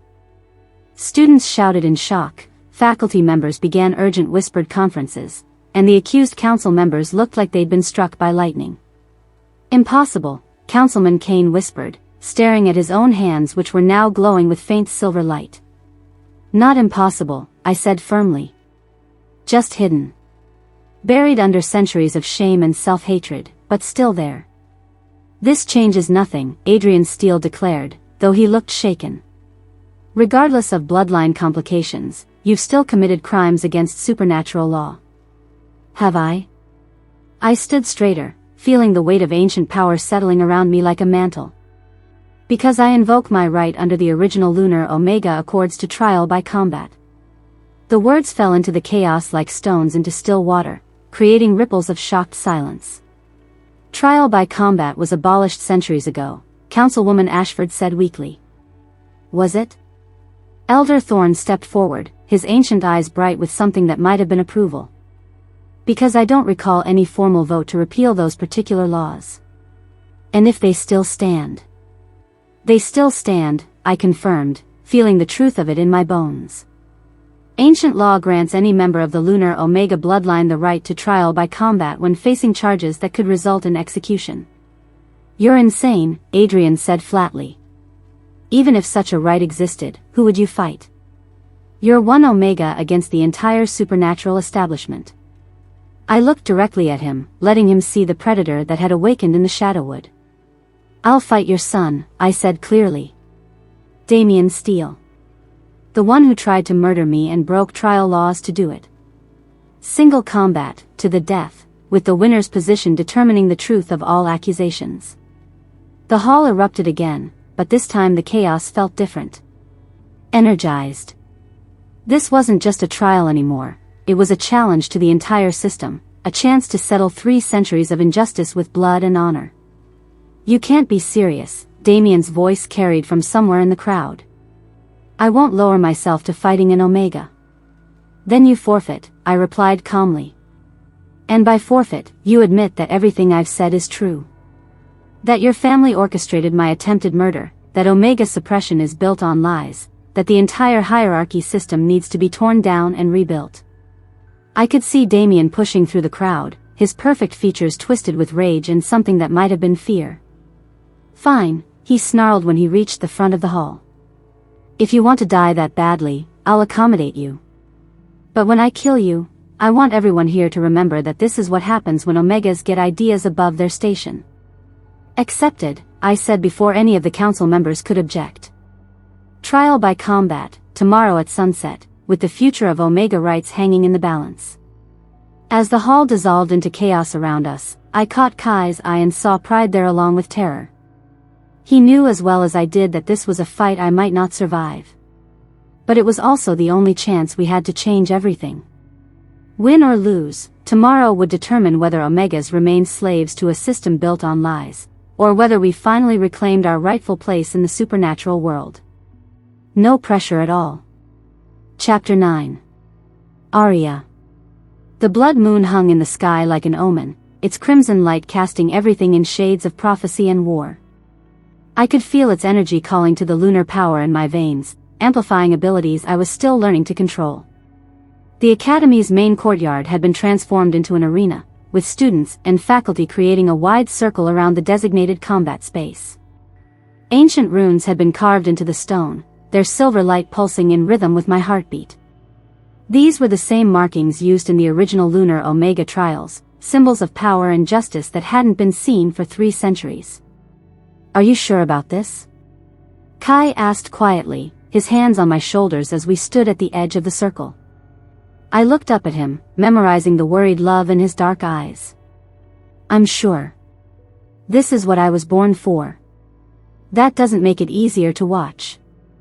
I reached up to touch his face, feeling the familiar electric connection between us. I know. But this isn't just about us anymore. It's about every Omega who's ever been told they're worthless, every student who'll come after us, every family torn apart by these lies. He caught my hand and pressed it firmly against his cheek. Then win. Not just for them, but for us. Because I have plans for our future that require you to survive this. Before I could ask what he meant, Elder Thorn approached carrying an ancient wooden box. These belong to the last lunar Omega, he said quietly, opening the case to reveal a set of silver bracers inscribed with flowing lunar script. They've been waiting 300 years for someone worthy to wear them. The moment the metal touched my skin, power flooded through me like lightning made liquid. The bracers weren't just jewelry, they were conduits, designed to help channel and focus the chaotic energy of lunar magic. She's ready, Elder Thorn announced to the gathered crowd. Across the circle, Damien emerged from his own preparations. But something was wrong with his appearance. His usual golden perfection had taken on a darker cast, shadows clinging to his skin like living things. His blue eyes held an unnatural gleam, and when he smiled, I caught a glimpse of fangs that hadn't been there before.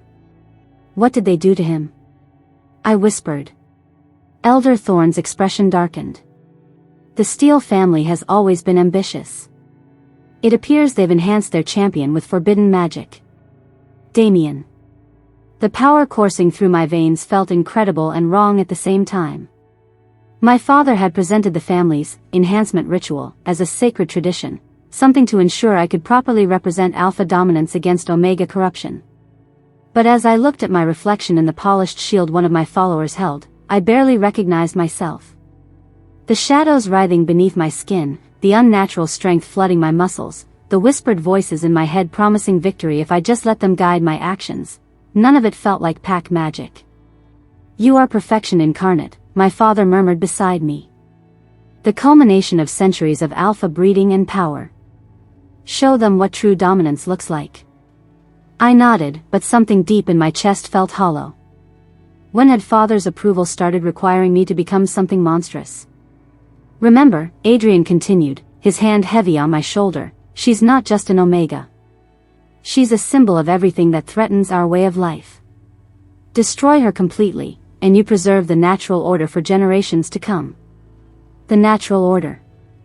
The phrase had been beaten into me since childhood, but as I looked across the circle at Arya Blackwood, small, defiant, somehow luminous in the blood moon's light, I couldn't help wondering if the natural order was worth preserving.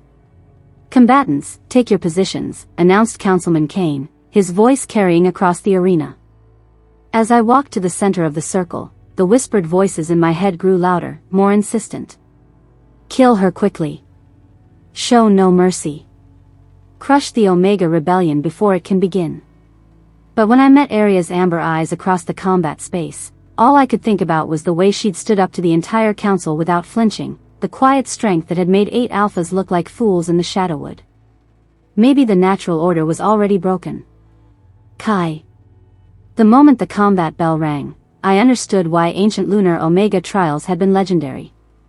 Damien moved with inhuman speed, shadows trailing behind him like wings as he closed the distance to Arya. His first strike would have decapitated a normal opponent, but Arya wasn't normal anymore. She flowed around his attack like water, silver fire blazing from her hands as she redirected his momentum and sent him stumbling past her.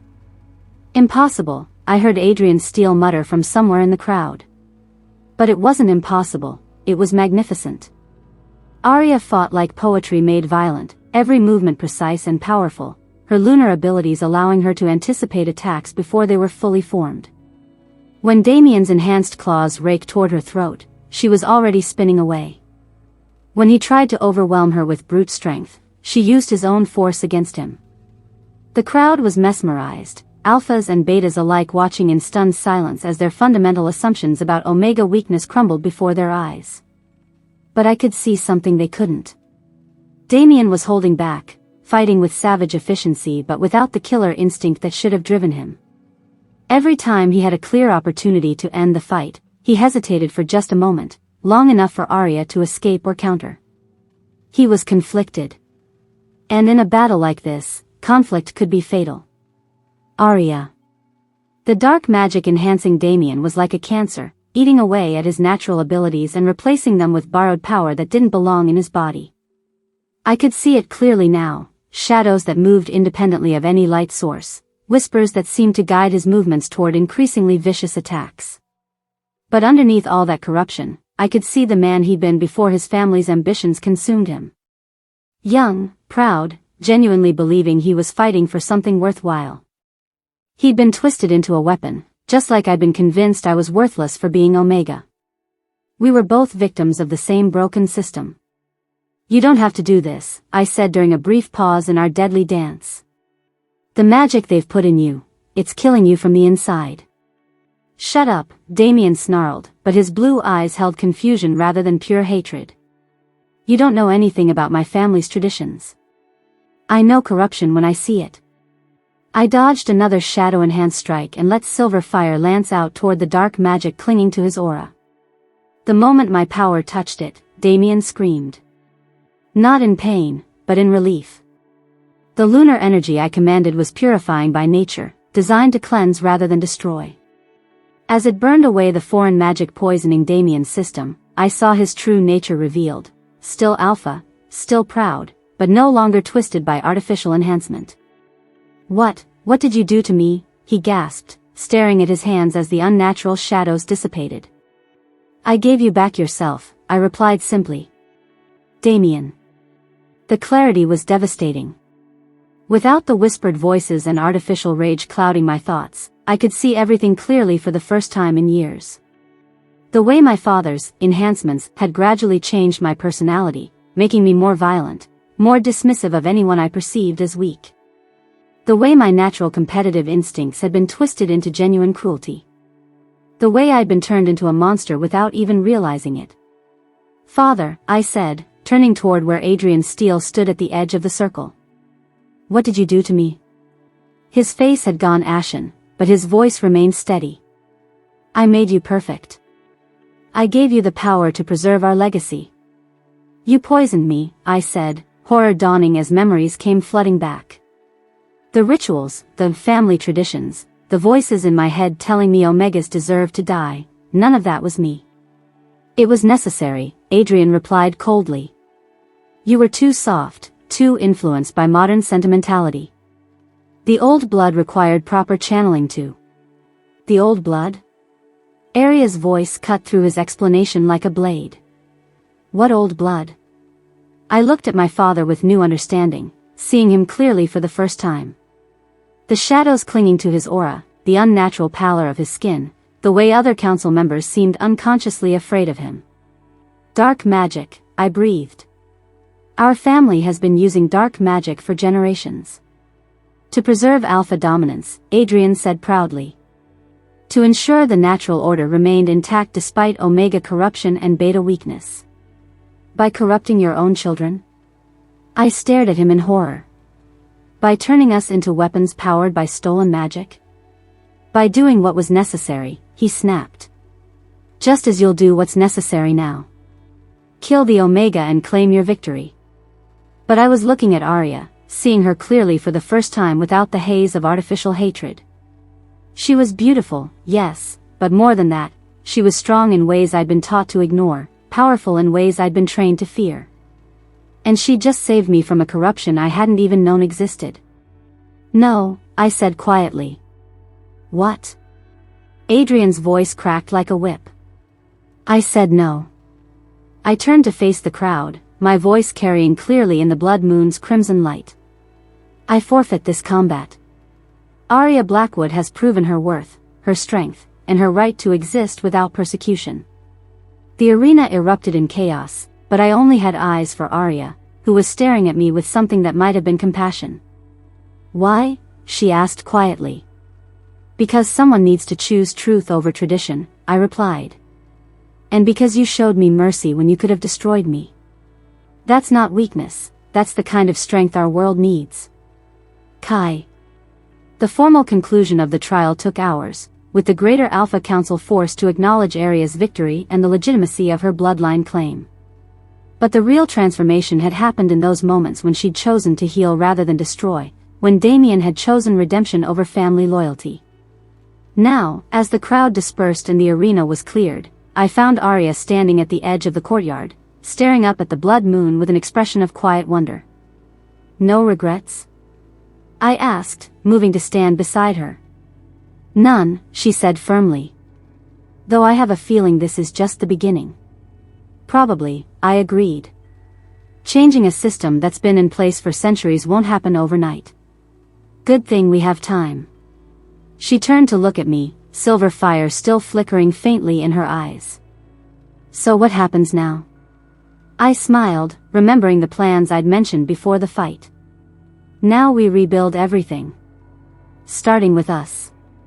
Before she could ask what I meant, I dropped to one knee and pulled out a ring I'd had made in secret weeks ago, a simple silver band inscribed with lunar script that would bind us not just in love, but in power. Arya Blackwood, I said, my voice carrying clearly in the moonlit courtyard, will you help me change the world? Her smile was brighter than the blood moon above us. Yes, she said simply. Always yes. As I slipped the ring onto her finger, I felt our auras merge and strengthen, lunar and solar energies combining into something entirely new. Something that would reshape the supernatural world forever. The age of alpha dominance was ending. The age of balance was about to begin. Chapter 10. 3 months after the blood moon trial, I woke up to something I'd never experienced before, a normal morning. No scent blockers burning against my neck. No carefully practiced beta mannerisms to remember.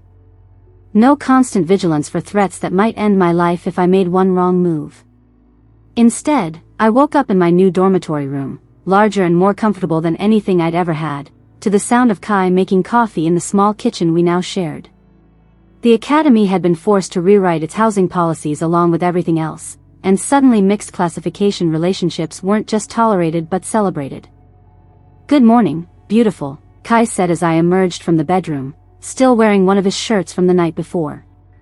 The sight of him in the morning light, dark hair messed from sleep and that devastating smile directed at me, still made my heart skip beats. Good morning, fiancé, I replied, holding up my left hand to admire the silver ring that had become the symbol of everything we'd fought for. The lunar script inscribed on the band caught the light, reminding everyone who saw it that this relationship was about more than just love. It was about the future we were building together. Still sounds strange, doesn't it? Kai said, wrapping his arms around me from behind as I poured my own coffee. 6 months ago, you were hiding from everyone who might discover what you were. Now you're the most famous Omega in supernatural history. I leaned back against his chest, enjoying the solid warmth of him. 6 months ago, you were the Academy's most feared Alpha. Now you're known as the man who fell in love with an Omega and helped change the world. Best reputation I've ever had, he murmured against my hair. A knock at our door interrupted the moment, and we opened it to find Luna holding a stack of newspapers, her expression somewhere between excited and overwhelmed. Have you seen the morning editions? She asked, practically bouncing on her toes. They're calling yesterday's council session historic. I took the papers from her, scanning the headlines that had become familiar over the past few months.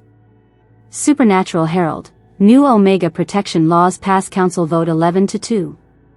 Pack Politics Weekly, ancient hierarchy officially reformed after centuries. The Moonrise Times, Arya Blackwood, the Omega who changed everything. Historic is one word for it, I said, though I couldn't help smiling. The new laws weren't just symbolic, they were comprehensive protections that would prevent any Omega from ever facing what I'd endured. Equal representation in pack governance, protection from forced classification ceremonies, the right to education and careers beyond traditional Omega roles. Your speech yesterday was incredible, Luna continued. When you talked about building bridges instead of walls, about strength through diversity, half the council was in tears. The good half, Kai added with a grin. The other half looked like they'd swallowed glass. That was fair. While most of the corrupt council members had been removed after investigations into their use of dark magic, there were still those who resented the changes being forced on supernatural society.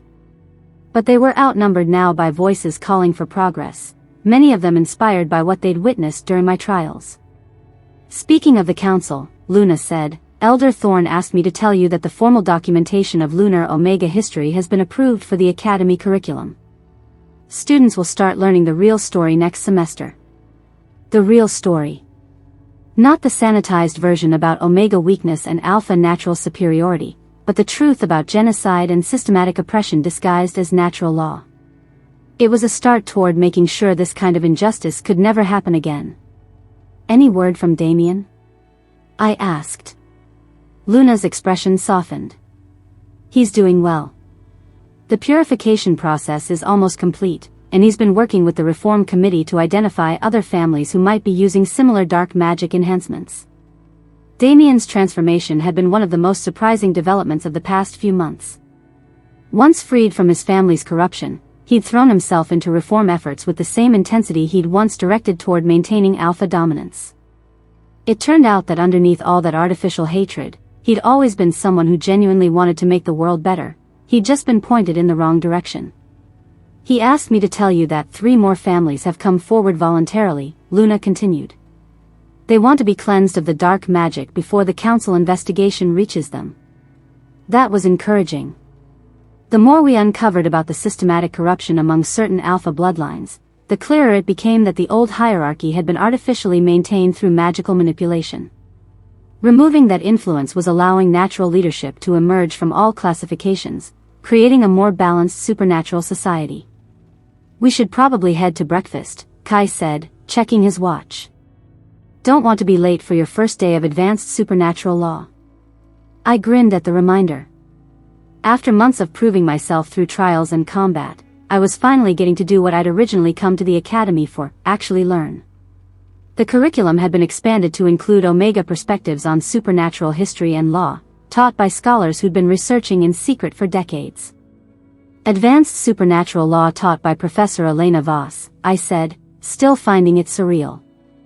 6 months ago, she wanted me executed. Now she's volunteering to teach classes that include Omega legal traditions. People change, Kai said simply. When they're forced to confront the truth about their beliefs, some of them choose growth over stubbornness.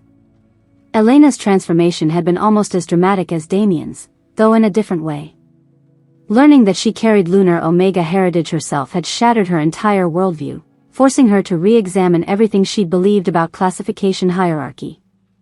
The woman who'd once called me inferior was now one of the strongest advocates for Omega legal rights. We made our way to the dining hall, and I was struck again by how much had changed. The rigid classification-based seating had been replaced with mixed tables where alphas, betas, and omegas sat together as equals. The few Omega students who'd been admitted in recent months no longer huddled in the back corner. They participated fully in academy life, their unique perspectives valued rather than dismissed. "Aria." A familiar voice called out, and I turned to see Marcus Steele approaching our table. Of all the transformations, his had been the most difficult to accept. After his brother Adrian's arrest for dark magic corruption, Marcus had undergone his own purification process and emerged as someone completely different from the brutal alpha I'd first encountered. "Marcus," I said, still maintaining a degree of caution despite his reformed behavior. "How are the new training protocols working out?" "Better than expected," he admitted, taking a seat across from us. "Turns out that teaching combat as protection rather than domination actually produces better fighters." Who knew? His self-deprecating humor was still new enough to surprise me. The old Marcus would never have admitted to being wrong about anything, let alone something so fundamental to his identity.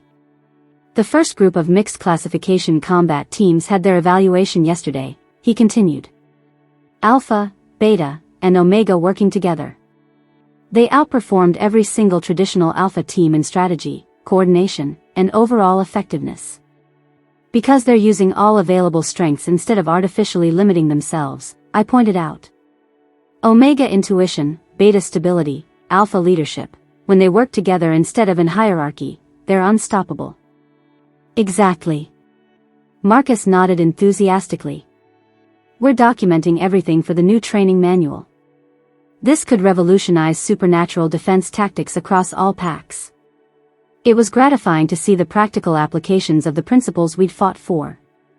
Equality wasn't just morally right, it was strategically superior. After breakfast, Kai walked me to my first class, a gesture that had evolved from protective necessity to simple affection.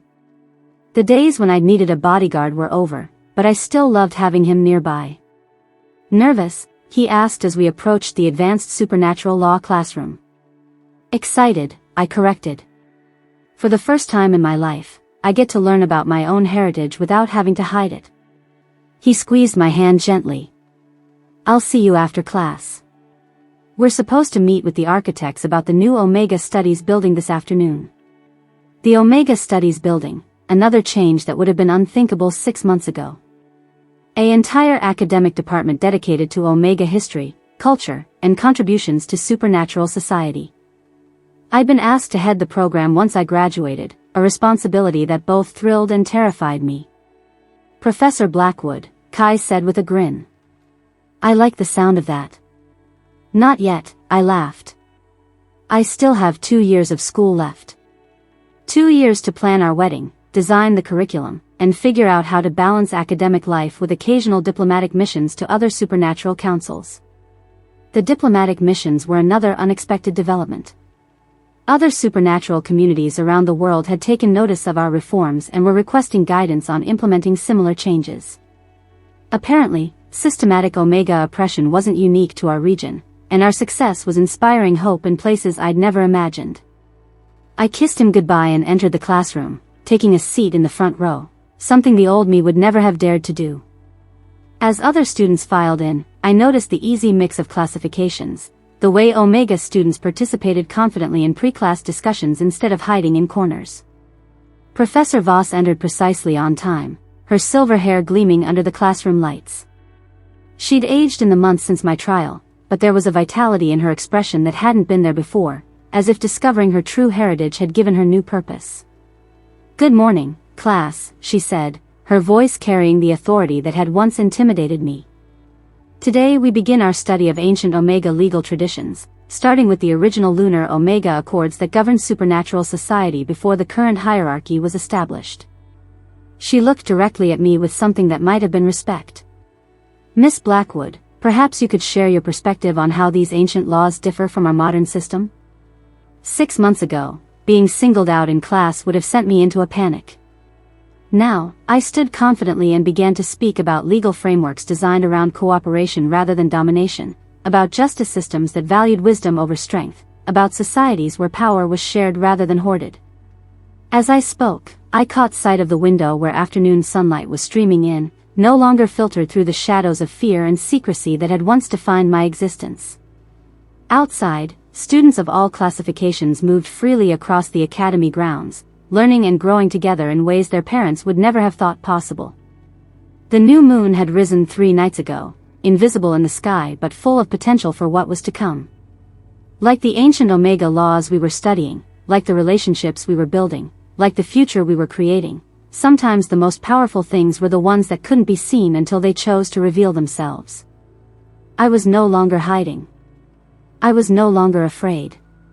I was exactly where I belonged, with exactly the right person beside me, building exactly the world I wanted to live in. And for the first time in my life, that was enough. Thank you for watching this video. Please subscribe and like this video to continue listening to this type of story daily and also, to appreciate this community too. I would like to know the country in which you are in, listening to this story. Which country is that? Please comment below.